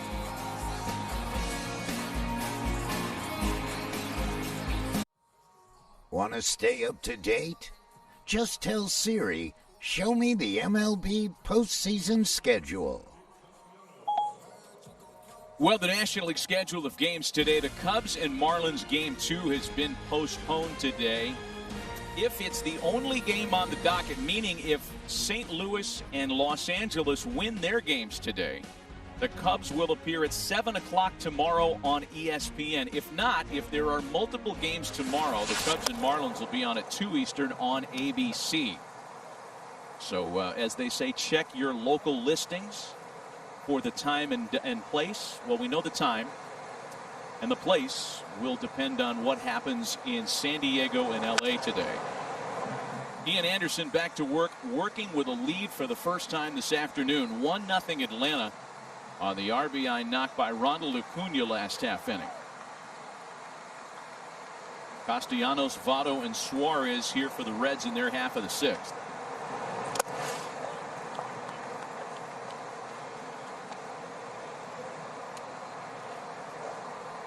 Ball and 2 strikes to Nick Castellanos, who has struck out today. One of the 7 hung by Anderson in his postseason debut.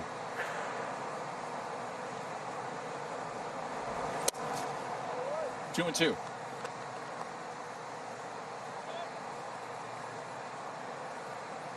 Just about everybody got into the act out of both bullpens yesterday. Tyler Matzik, one of the left-handers that Brian Snitker has available today, is the first up behind Anderson this afternoon. So interesting kind of confluence of events last half inning. You documented the shake. Right? They talked about the conviction that Castillo may not have had in throwing the slider that Barnhart called for. Kurt Casale is usually the guy who's back there for Castillo. And Kurt got dinged up yesterday. He was not available to start this afternoon. Castillo has much more success and much more familiarity with Casale than Barnhart. The ERA differential between catchers is 3 points higher with Barnhart, who's catching him today. There's a swing and a miss. 8 for Ian Anderson today. And Anderson has been put in on a clinic, and he's been doing it north and south. Up top with the fastballs. 1, 2. Another one. And then the changeup down south. Has gone ahead 15 out of 19 batters. 9 of those 15 with the overhand curveball for strike 1. 0-1 to Joey Votto, who struck out twice today. Matty, keep going with what you were saying. Well, the catching difference is pretty severe, and again, not to paint Barnhart as a poor receiver. He's a very good defensive catcher, in fact, a Gold Glover. But there seems to be more of a comfort level between Castillo and Casale. Votto lines to the opposite field for out number 2. And that's not an indictment on one over the other. It's just a preference thing, perhaps. And maybe in a moment like the one we saw in the bottom of the 5th, that reared its head. I mean, absolutely. And you saw that with the great Greg Maddux pitching to Perez for a long time. And comfort is so important. And Tim McCarver said, if you put a sign without any conviction, you get a pitch with no conviction.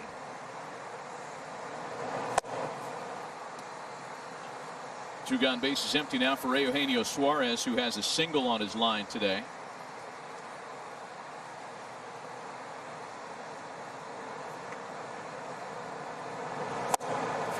We talked about it a couple of days ago with the Yankees series, the fact that Tim McCarver was a part of a personal catching situation. Time in Philly. I believe it was Steve Carlton who had a preference for Timmy instead of Bob Boone. Because, of course, they played together with the Cardinals.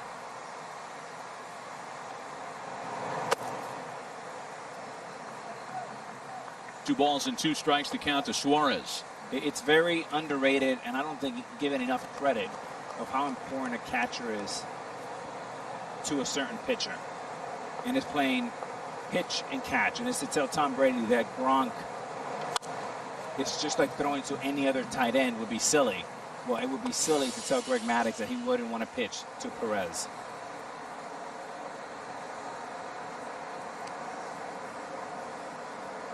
A.J. Burnett, in the World Series in 2009, preferred pitching to Molina, and Girardi put in Molina, who was the lesser offensive player. And that game was won, and that was filthy. Flipped a breaking ball up around the eyes of Suarez.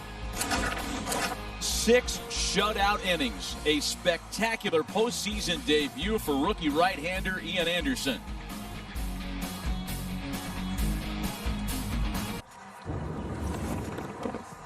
You're watching the 2020 Wildcard Series presented by Hankook Tire. We've never done October like this before, and that means anything can happen. MLB has you covered on Facebook, Instagram, Twitter, and YouTube. And congratulatory handshakes being issued to Ian Anderson. What a postseason debut. 6 shutout innings. Was never in trouble today. So impressive. Not only the 3-pitch plus fastball, curveball, changeup, getting ahead of hitters, poised, got into one jam with the bases loaded, and got out of it very nicely with power changeups. 9 strikeouts in his 6 shutout innings. It's a big exhale and a big smile. Only 2 younger starters have appeared as postseason starters in Braves franchise history.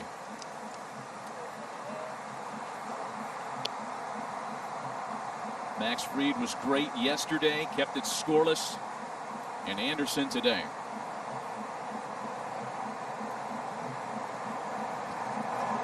One and 2 to Travis d'Arnaud. Changeup just missed inside. d'Arnaud, Albies, and Duvall looking for some insurance. There is nobody comfortable with a 1-0 postseason lead, not even against a team that hasn't scored since Sunday. And that's the case with the Reds. Cincinnati's creeping up on a postseason futility record. Another one. No team has ever played multiple postseason games and failed to score a run in an entire playoff run, right? There have been 1-game wild card shutouts. But because of this new format, if the Reds were to lose today, this would constitute a playoff run. Full count now, 3-2.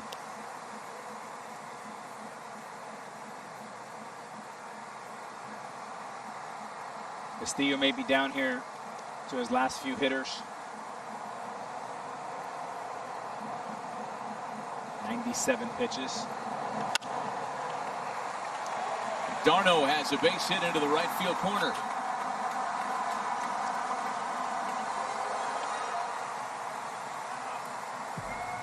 Great hitting here by d'Arnaud.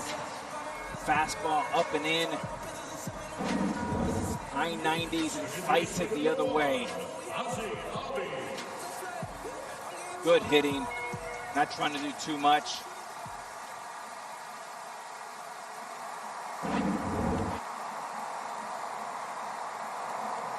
Both bullpens are hot here in the bottom of the 6th inning. Here's Ozzie Albies now. He's got a base hit in this one.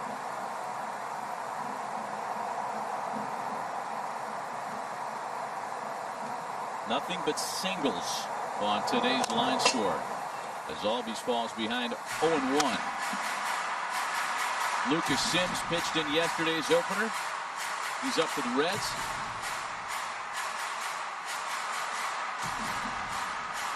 Same set of Will Smith on the Atlanta side. Smith was nasty yesterday. Filthy slider, good fastball, mid-90s. I want to correct myself. Acuna's RBI knock in the 5th was scored as a double, so 1 extra base hit on the afternoon. 1-1.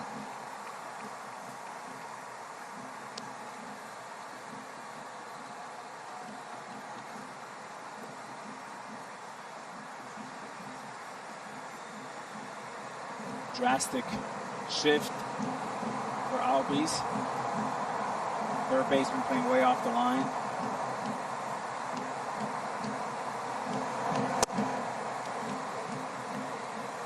Two balls and a strike to Ozzie Albies.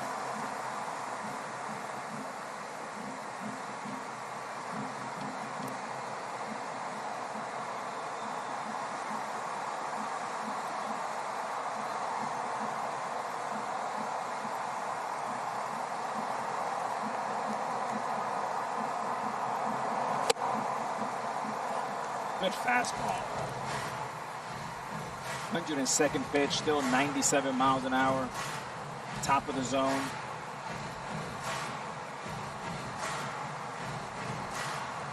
Both Ian Anderson and Castillo have been as good as advertised.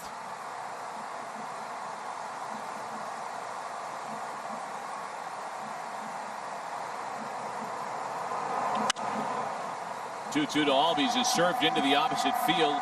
It'll chase Akiyama shy of the track. Darno has to retreat to first. And like I said, nasty all day long. Fastballs. And it's not just the changeup. It's the slider here. Back to back. And now the changeup. The signature pitch. 1 out, 1 on, and the first pitching change of the afternoon comes in the last of the 6th as Castillo is removed in a 1-0 game. The Reds go to the bullpen. We'll be right back. With a great line here, 5 1/3, 6 hits, 1 run, 1 earned run, a walk, and 7 strikeouts, and he did it via the fastball, the slider, and that signature changeup.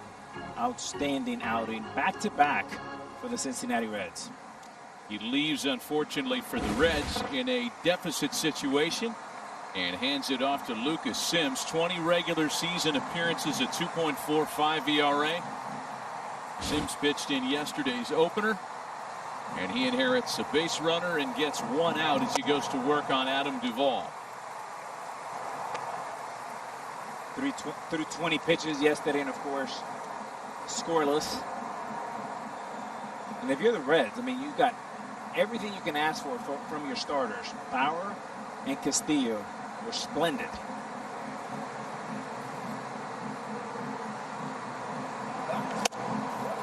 Sims among the pitchers, and it's a growing number of pitchers to have shortened his arm path. Much more compact delivery. We talk about this often. Lucas Giolito standing as the shining example of the change in mechanics, the tighter arm path, if you will, that's led to so much success. Ball and 2 strikes to Adam Duvall.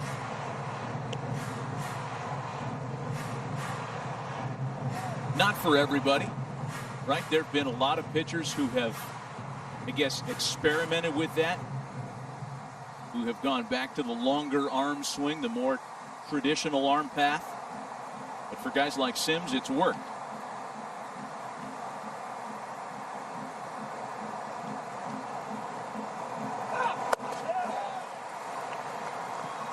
Boy, and a slider that missed by plenty that he gets Duvall to strike out on. I mean, this is filthy. And it's tight. And Sims just jumps at you. and then the ball just never gets there. Very violent. I mean, that's the kind of pitch that always leads me to the old Lasorda line. Garvey couldn't hit that ball with an oar. It's true. 2 gone. Dansby Swanson, 2 strikeouts in as many attempts against Castillo, the starter. Darno, the base runner, is the responsibility of Castillo, and that's lined right to the second baseman, Mike Moustakas. Good relief work by Sims to keep it a 1-0 Atlanta lead.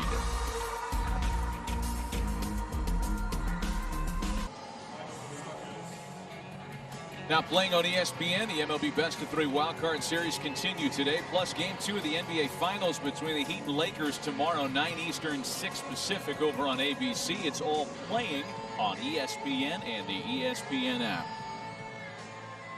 Here's the futility record that we've got our eyes on, and unfortunately for the Reds, they're an inning away from matching the 1921 Giants with 20 consecutive scoreless innings to begin a postseason.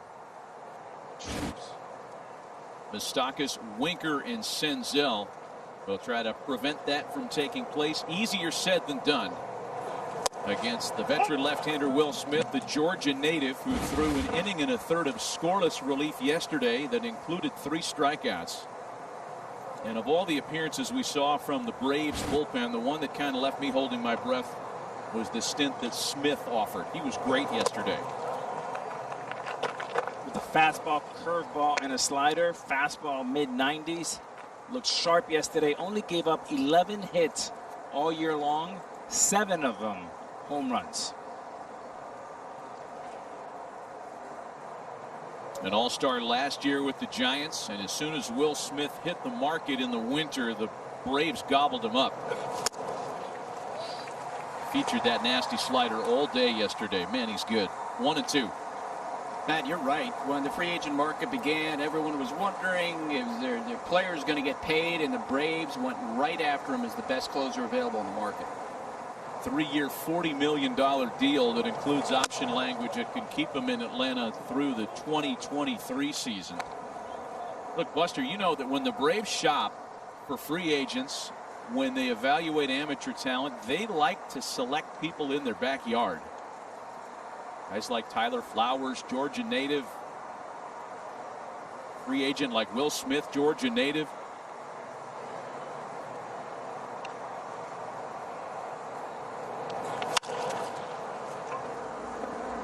Ground ball for Albies, and 1 away for Smith in the 7th. Matty, if it's not broke, don't fix it. And I'll tell you, guys that I've played with, like, Brian McCann, guys like Chipper Jones that I've talked to, they love playing in Atlanta. They love the Southern hospitality. They love everything they do, the way they run that franchise, and they all end up living there. They don't go back home. They have so whatever the Braves are doing for the last 35 years has been great. Keep doing exactly what you're doing. And when you look at that team, it reminds me. Like, I heard Trevor Bauer grew up watching the Big Three and learned how to pitch watching Glavine and Smoltz and Maddox. So did I, and so did most kids in America because of WTBS. And what you saw in 92, 93, 94 with that team, it resembles a little bit of what you see now. The Braves are poised to go on a run here for the next 3 or 4 years, and it's been awesome to watch. Ball and a strike to count to Jesse Winker.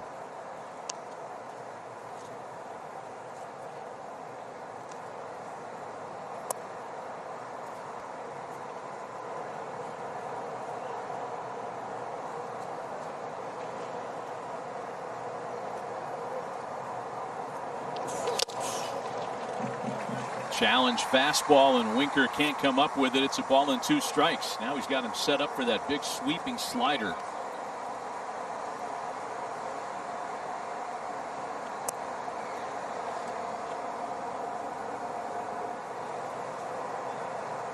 See if that's what they go to on a ball and 2 strikes.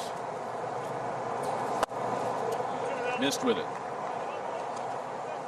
There are a lot of different philosophies out there, Buster, in terms of free agent closer money. Some of the new school thinking is that it's not worth the money to give extended deals to closers because the life of a closer is so fleeting and fragile. The Braves obviously not buying into that over the winter. Look at that slider. That is just nasty. Oh, man. I mean, you see it right here. It's a tight slider. Unhittable. The depth. Starts up and in. Ends up low and away. Matt, to your point, I really think that the two deals that they made with their two young players, Acuna Jr. and Ozzie Albies, really give the Braves a lot of flexibility to make decisions as they move forward. Because let's face it, you know, if Acuna Jr. hadn't signed that contract, he might be in 5 years like a $35 million a year player. He's not going to be that. So they can be aggressive with other parts of the team. Those contracts are going to wind up serving the front office well as they make choices. That's a great point, Buster. And when you look at, you know, last night's game, we have Aaron Judge, one of the game's biggest stars. They have not done that. And you have to think about what does a guy like Judge cost? You name the price, and he's probably going to earn it. So I love what the Braves did, signing up with two young players. Fantastic deals for the Braves, but also it gives assurance for young players with a large contract. So win-win for the Braves. Great job there. 2 balls and no strikes to Nick Senzel.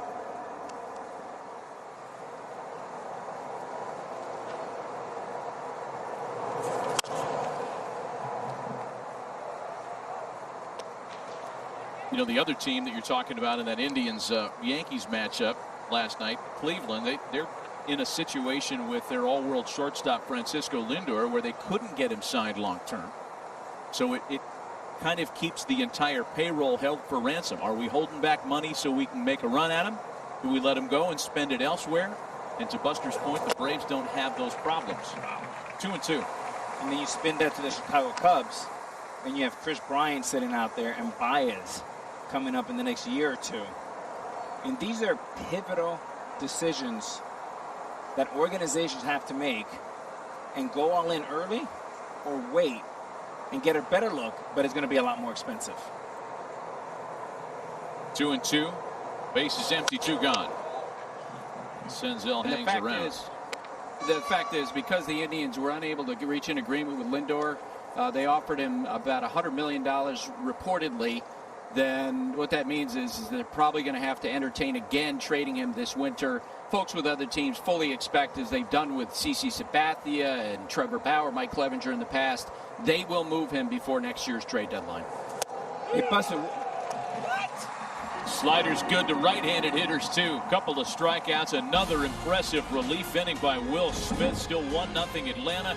Coming up at 3 Eastern, Yasmani Grandal's homered each of the first 2.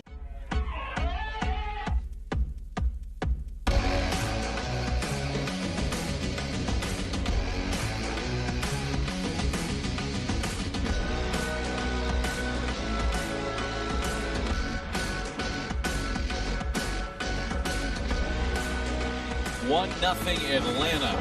7th inning stretch is come and gone. Let's take a look at our game track brought to you by Geico. All pitching for a second straight day in this series. The Reds 1 through 4 hitters, the top meaty half of their lineup. A combined 1 for 12 with 7 strikeouts. Rookie right-hander Ian Anderson making his postseason debut. 6 shutout innings with 9 strikeouts. The only run on a 2-out double by Ronald Acuna Jr. back in the bottom of the 5th. And the guy with the bad hammy, Austin Riley, is the one that scores the run. Fortunate with a 3-2 count. He was in motion, gave him a running start. And the Acuna double, he scores easily. It'll be that part of the order here in the bottom of the 7th inning for Atlanta.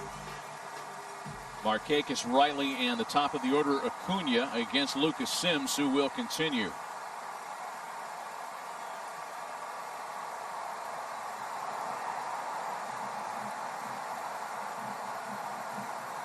Both bullpens are busy for the Reds. Raisel Iglesias is up. And here's Markakis to open the bottom of the 7th. We have 56 strikeouts in the series, only 2 runs scored. To think the Reds could be swept and only allow 2 runs, is unthinkable. That's a good point. Nice little breaking ball in for a strike. Lucas Sims, as we mentioned yesterday, is also a Georgia native.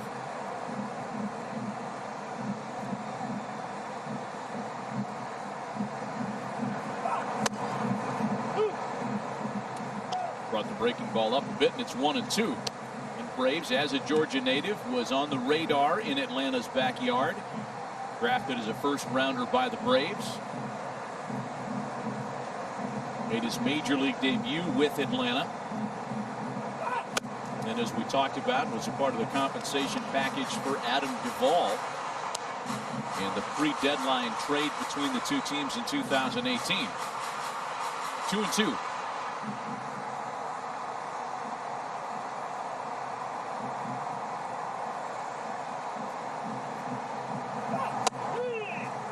Got him looking.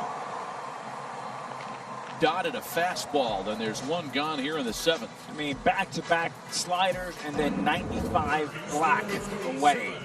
I mean, just tip your cap. Nothing you can do about that. Markakis knew it.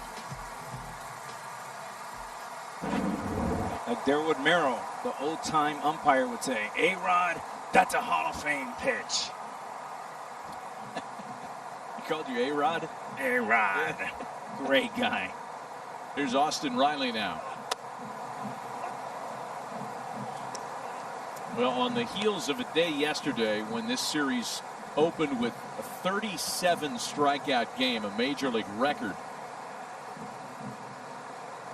there have been 20 more today.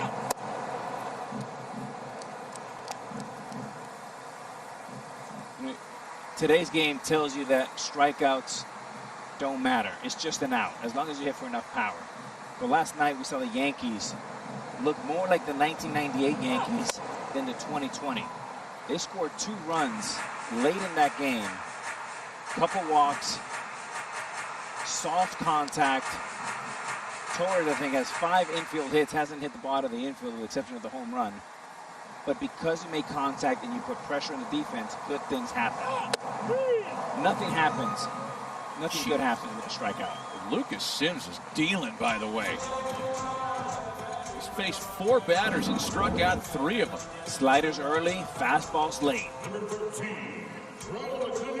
He's got so much torque, and he's a max effort guy. So now Ronald Acuna, in the midst of his 3rd career 3-hit postseason game, and that ties him with Andrew Jones for the most 3-hit postseason games by a Brave before turning 23. In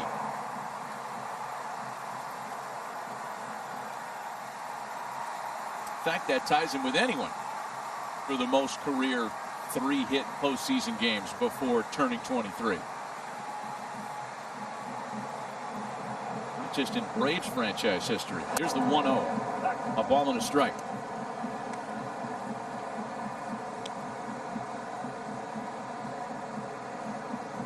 Only 22 years old.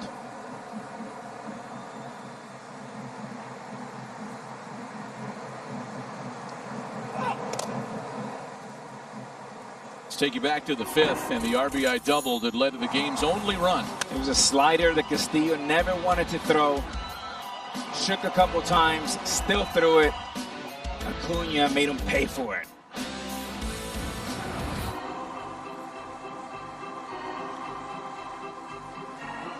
He has collected exactly half of Atlanta's hits today. Hey, to your point, and according to Sarah Langs, no team has ever been eliminated in a postseason series allowing 3 or fewer runs. Unbelievable. And we're seeing things that we've never seen before, and that's what makes this so exciting. We had 8 games yesterday. We had 5 games on at the same time, and it was fun. It feels like March Madness in October. 2-2 to Acuna. Lucas Sims, breathing fire, has struck out the side. That hasn't been the problem for the Cincinnati Reds. Generating offense has. They've got 6 outs left to keep their 2020 season alive. Series is presented by Hankook Tire, never halfway. Images from the most recent hoisting of the Commissioner's Trophy, the 95 Atlanta Braves. Hall of Fame manager Bobby Cox. Cigar always in hand. Hey, the wild card series storylines have changed a bit because the Marlins and Cubs have been pushed back. And again, the game's either going to be on tomorrow at 2 o'clock Eastern on ABC or 7 Eastern on ESPN, depending on what happens in San Diego and LA today. Because those are both elimination scenarios, with the Cardinals claiming game 1 in their series with the Pods. Dodgers doing the same in their game 1 against Milwaukee. Bullpen door has swung open again for the Braves, and a part of their A group is the big right-hander Chris Martin. He'll work in the 8th. Yeah, 6'8", fastball, wipeout slider, curveball, and a little change. Left last Sunday's game with a tight groin. Something to watch.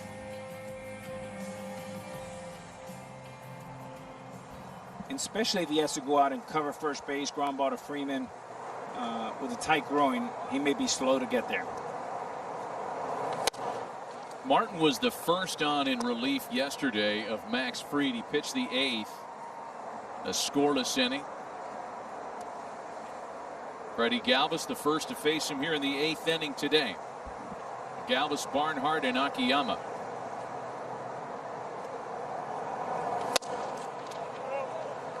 And we advertised the Braves bullpen as being very good, and they made us look like we were being honest yesterday because they were terrific.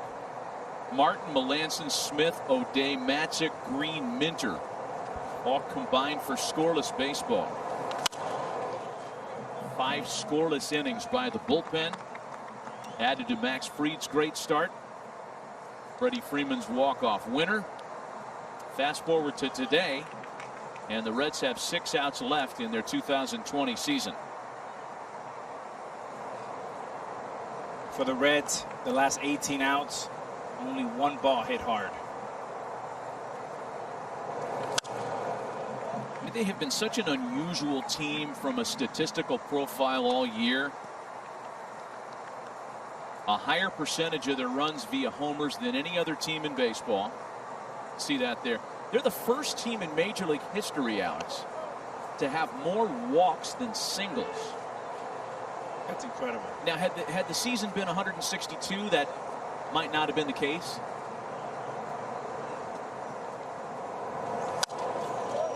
Still 2-2 to Galvis.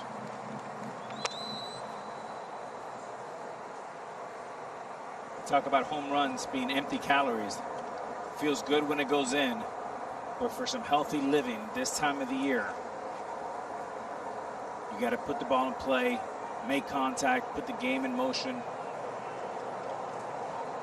All the situational stuff. That's where the Reds have struggled this year. Major League low batting average, Major League low batting average with 2 strikes. There's 1 gone now as Galvis pops out. There are 29 other teams that could say this, but they could use a DJ LeMahieu type. Oh boy. Oh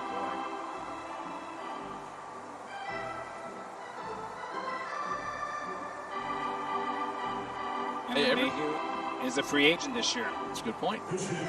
Yeah, but did you guys see what he said the other day? The sort of thing that makes an agent cringe? He said, no, I want to stay. Speaking of staying, Buster, just to put an end to the last conversation we had, what do you think the Yankees do with Aaron Judge? Wow. Boy, that is a great... first off, I think he's going to make it to free agency. And I've been wondering about a Mets-Yankees bidding war. That would be interesting.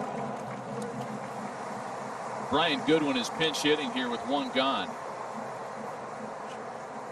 A midseason acquisition from the Angels. And the Reds had a lot of success when Goodwin was in the lineup. Cincinnati went 16-9 after he joined the club on September 1st. Slow roller to second. Albies has it, and Goodwin is retired. The Reds are 4 outs away from the end of their season.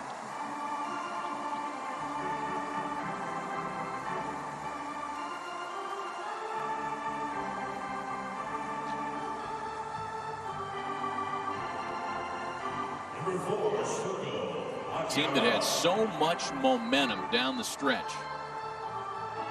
And what's the old baseball adage? Momentum is only as good as the next night's starting pitcher. And they ran into a couple of studs in this series.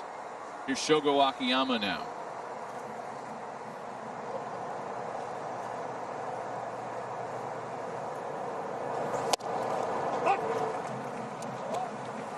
You know, the problem with an all or nothing approach is you often get the second part of the cliche. For me, give me a Swiss watch. Give me a guy that can be consistent, put the ball in play. A guy like DJ LeMahieu.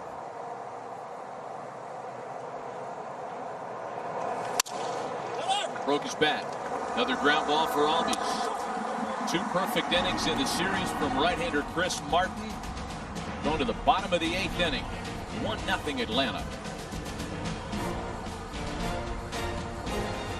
Are 3 outs away from moving into the division series. It's been a while since they've won a postseason series. Yes, success of late winning the division, but those series successes have eluded them. Last postseason series win, the 0-1 NLDS.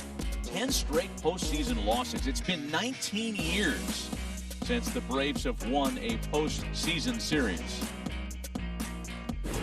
Edging closer toward that this afternoon. They'd love some insurance. Raisel Iglesias pitched in game 1 yesterday and was very impressive. All 4 of the outs he recorded came via the strikeout. We get Freddie Freeman, Marcell Ozuna, and Travis d'Arnaud here in the last of the 8th. The Cuban-born 30-year-old, he's got fastball, slider, and a changeup. Tougher on righties with that slider.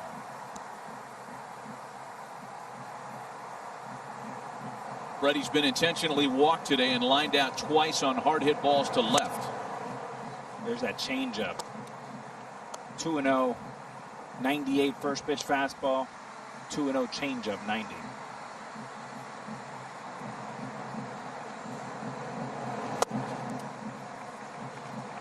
When Cincinnati has its last chance in the top of the 9th, Castellanos, Votto, and Suarez. 3 guys capable of tying the score with 1 swing. Loses Freeman on the changeup, so a base on balls issued by Iglesias.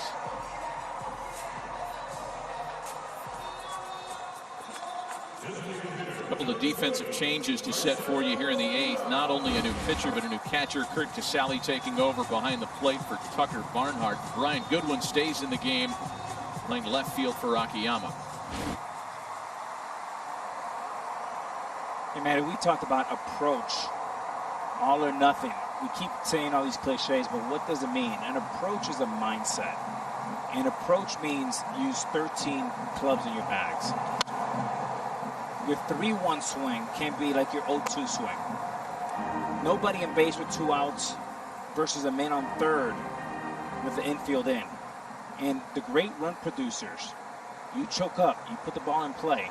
If the infield's playing back with a man on third, Susan Waldman would always say, just get the run in like that. Marcell Ozuna has struck a 2-run homer, 3-0 Atlanta.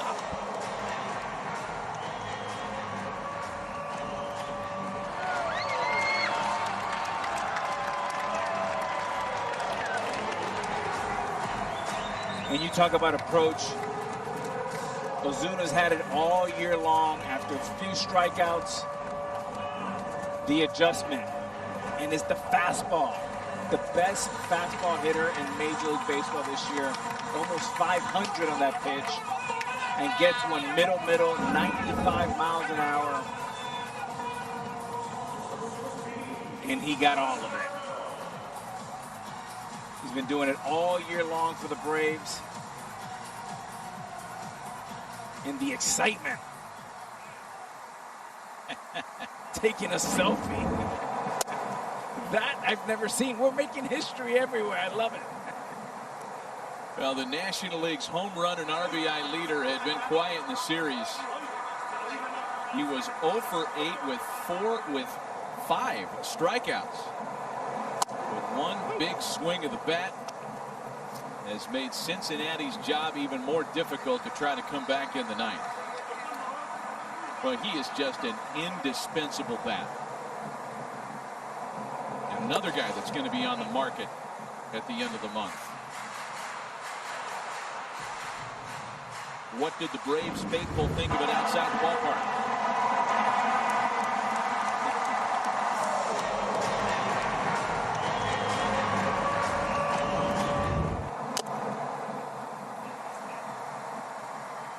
Garno strikes out, and there's one gone. Matt, it's worth reviewing the path, too, that Ozuna got to the Braves. Remember, they were bidding to keep Josh Donaldson in Atlanta when he became a free agent last fall. Ozuna was out on the market, and what Alex Anthopoulos, the general manager of the Braves, told his representation was, Ozuna's representation, look, just wait until we get a resolution on the Donaldson situation.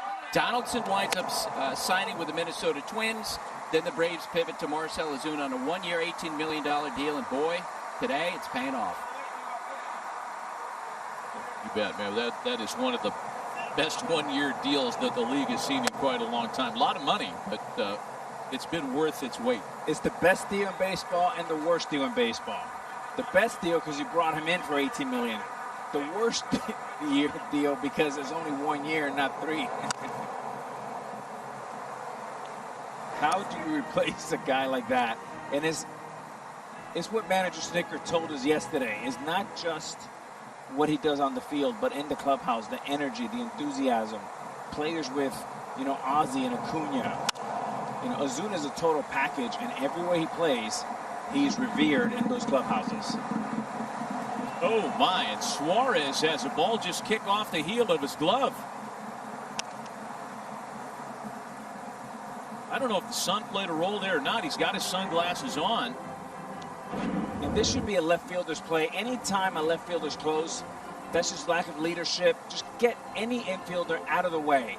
Infielders get paid to catch ground balls. Outfielders get paid to catch fly balls.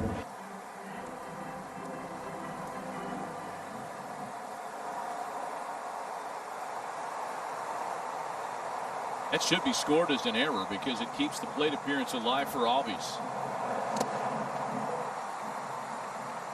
And it is charged as an error to Eugenio Suarez. 2 balls and 2 strikes.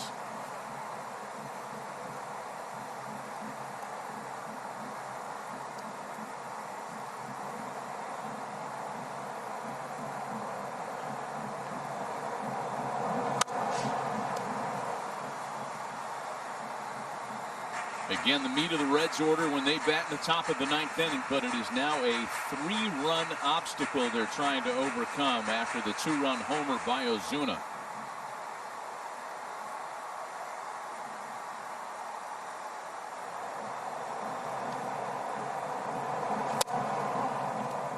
Wow.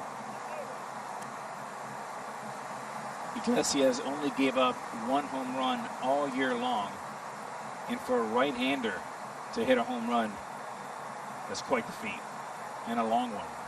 I think Albies was fooled by that fastball. He gets another pitch and draws ball 4. Next game up in the fall frenzy, coming at you at 3 Eastern, a decisive game 3 between the A's and the White Sox. Mike Fiers was passed over for wild card starts each of the past 2 years. He's finally going to get a chance to take the ball in a postseason elimination game at home. It's coming to you on ESPN at 3 o'clock Eastern. And I'll be watching that one. That should be fun. I'll be watching too with one eye kind of half closed. This guy has watched a lot of Oakland A's postseason losses of late. No, this is true. I mean, as a fan, when my team lost, I would be sad and get in a bad mood. Were you the kind of fan when you grew up with the A's that you got mad, or you would throw things? What kind of fan were you? Was or is? Your choice. Yeah, I get a little surly with my fandom. Look, the last time the Oakland A's won a postseason elimination game, it was Game 7 of the 1973 World Series. But who's counting, right? Get your head around that a little bit. Adam Duvall batting with a man on. One gone. Bottom of the 8th. 3-0 Atlanta.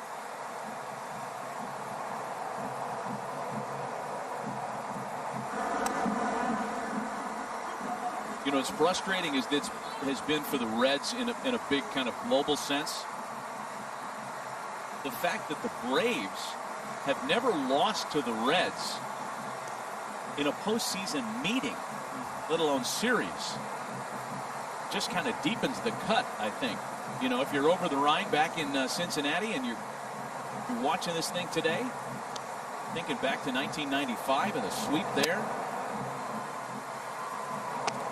I mean, but the frustrating thing for the Cincinnati Reds, they've done such a nice job building this team for now and the future. And with this young pitching, I mean, they're very close. For me, the big adjustment has to be approach. And not the all or nothing approach.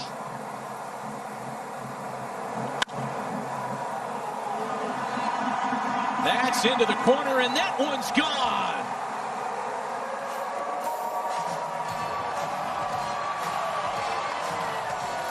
Adam Duvall sends a 2-run shot to left, and it's 5-0 Atlanta.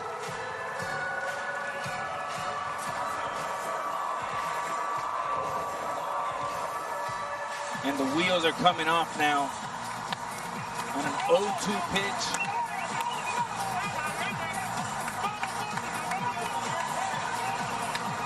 A Gary Sheffield type home run.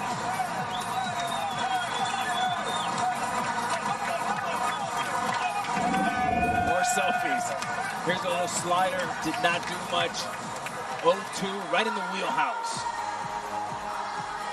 A line drive that just kept on going.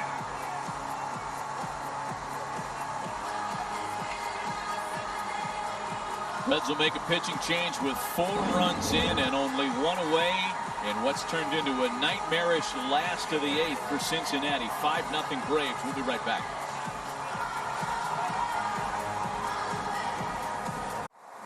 A pair of 2-run home runs, a suddenly noisy Atlanta lineup, have given the Braves a 5-0 8th inning lead. And a second pitching change of the inning brings Michael Lorenzen on with 1 gun in the 8th. Lorenzen pitched yesterday. Could say that about just about every reliever because it was such a busy line score into the 13th. And there's a line shot out to right that's going to drop in. Swanson's aboard on his first hit of the series. All right, let's go back to the home run hit by Ozuna and the subsequent selfie that he took just a few steps out of the box. And then Adam Duvall in the dugout's one thing, but on the field as you're going up the line, that's going to have there can be some discussion about that. Oh yeah, I mean you can hear them already. The traditionalists, they're going to say, you know, that's a little bit too much. The one in the dugout is kosher. That one's not. I love it. I like these kids to have fun. It's a tough game. Man, it is hard to score runs. And these pitchers have been dominating these guys. You know, Ozuna struck out 2 or 3 times. He went back. Is it a little much? Maybe, but have some fun. Buster, is there going to be reaction to that, or is there enough going on elsewhere to where that gets lost in the fine print? Yeah, it's going to. I think the conversation might wind up reminding us of the conversation. Remember when Alex Bregman took the bat all the way to first base last year, where it's an unwritten rule? Did he go too far with it? I'm with Alex. I feel like, especially when it's not directed at the other player, and you hit a big home run in a playoff game, have fun with it. We saw Trevor Bauer yesterday, who's someone who's advocating having fun. He's strutting off the mound. You know, in a spot like that, just have fun. 0-2 to Nick Markakis. You know, Buster, a few years ago, Jose Bautista got so much grief for the bat flip in a playoff game, and it was a huge bat flip. I mean, the fans went crazy in Toronto. And, I mean, what is Ozuna going to get for a selfie?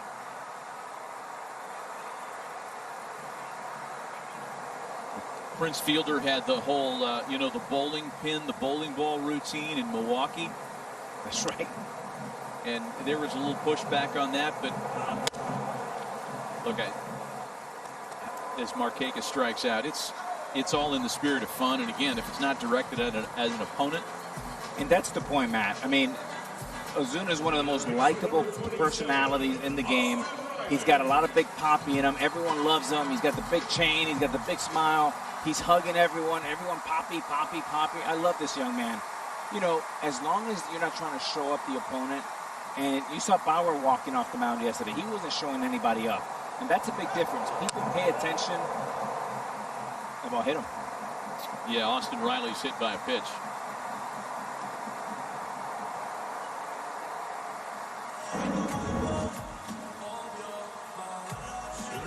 I don't think this is going to be one that'll have consequences for next year. It's not like he was making eye contact and sitting there and showing anybody up. I think that the game needs more excitement, more electricity. I like it. And Iglesias wasn't staring him down after he did it. It's right. That said, you never know. One pitcher gets something in the back of his head. You guys remember what happened with Hunter Strickland and Bryce Harper? Oh yeah, sure. I mean, Max Muncy and Madison Bumgarner. Right.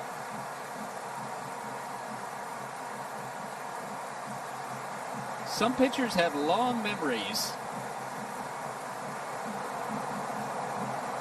4 runs in with 2 out here in the 8th. 2 on, 2 out, 5-0 Atlanta. Matty, what's your take on it? I'm fine with most things, so that it doesn't really bother me.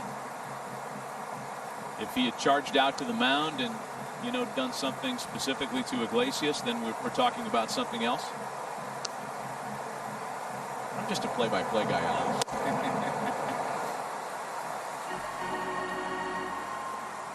The Reds are down to their final 3 outs, and the job has gotten considerably taller. Down 5-0 as we go to the 9th.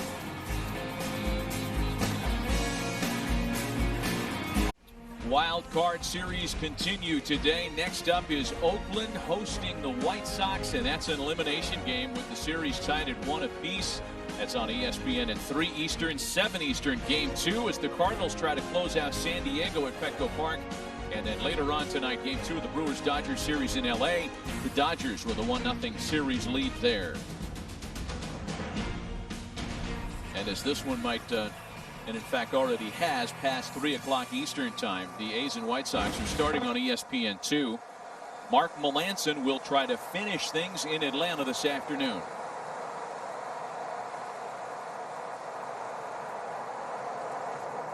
Cincinnati has Castellanos, Votto, and Suarez as their last line of resistance here today.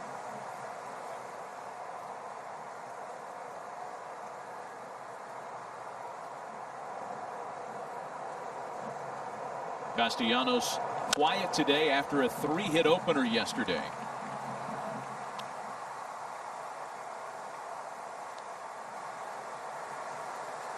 So big picture, if the Braves hang on once again, this snaps their 10-series streak of postseason losses, which, by the way, was tied for the longest in postseason history. Ball and 2 strikes. We're talking about series here. We know that the Minnesota Twins have a consecutive postseason game loss record after being swept once again this year by the Houston Astros.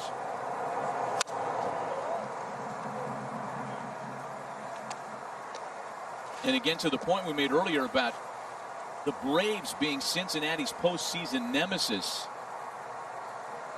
Cincinnati's been held scoreless by the Braves for 30 consecutive innings dating back to the '95 NLCS.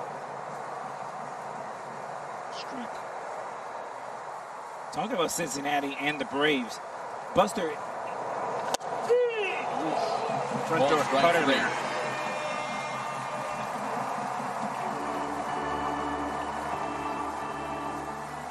Castellanos doesn't like it. There's a front door cutter that has made Mariano Rivera the greatest closer of all time.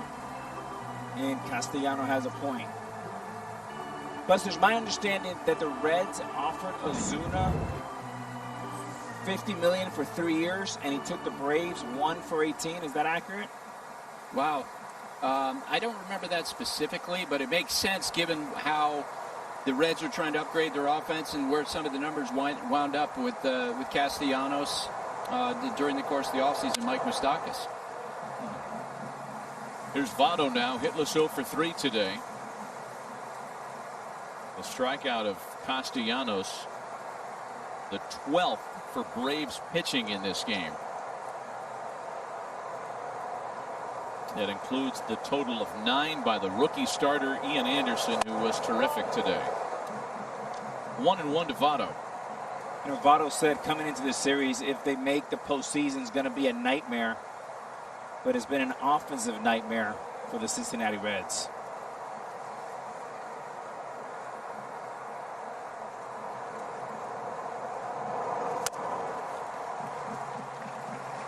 Ball and 2 strikes to Joey Votto.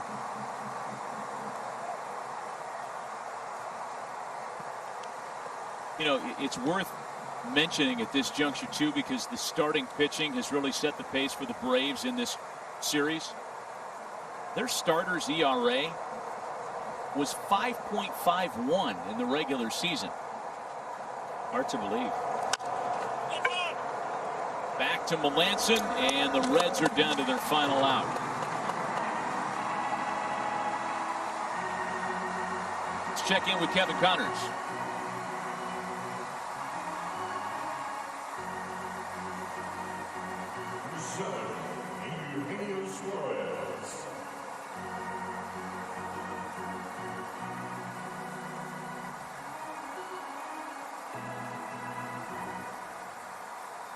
All right, Kevin, thanks.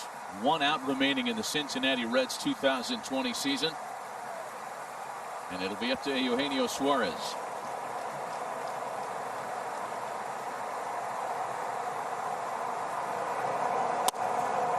Two strikes away from back-to-back shutout wins. And again, this was a starter's ERA of 5.51 that made it the highest by any team to qualify for a postseason in Major League history. Fried and Anderson brilliant at home this week.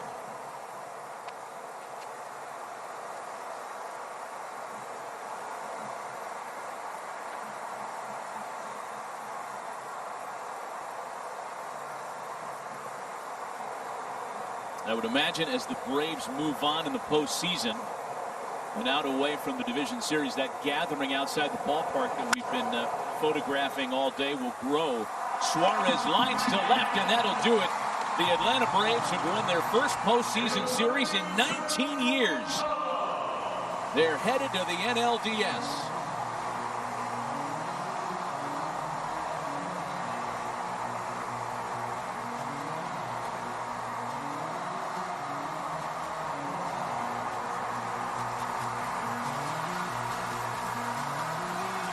Atlanta riding the backs of 2 outstanding young starters, one of the best bullpens in the league, and a terrific core of hitters who came alive in the bottom of the 8th inning today to post a 5-0 shutout win.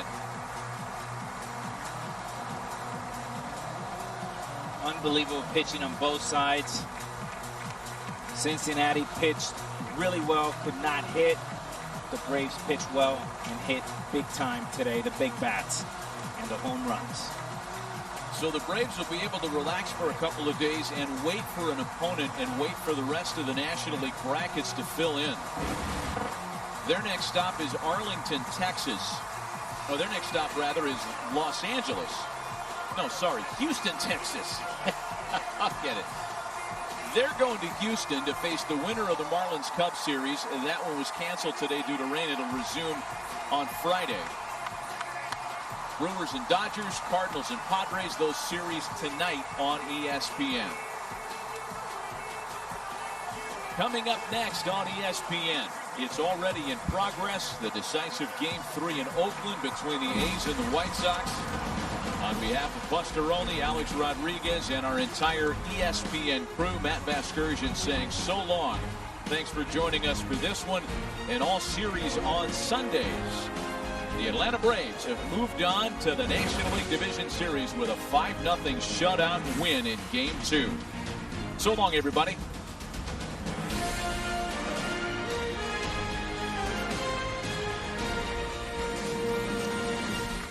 You're done with me, right?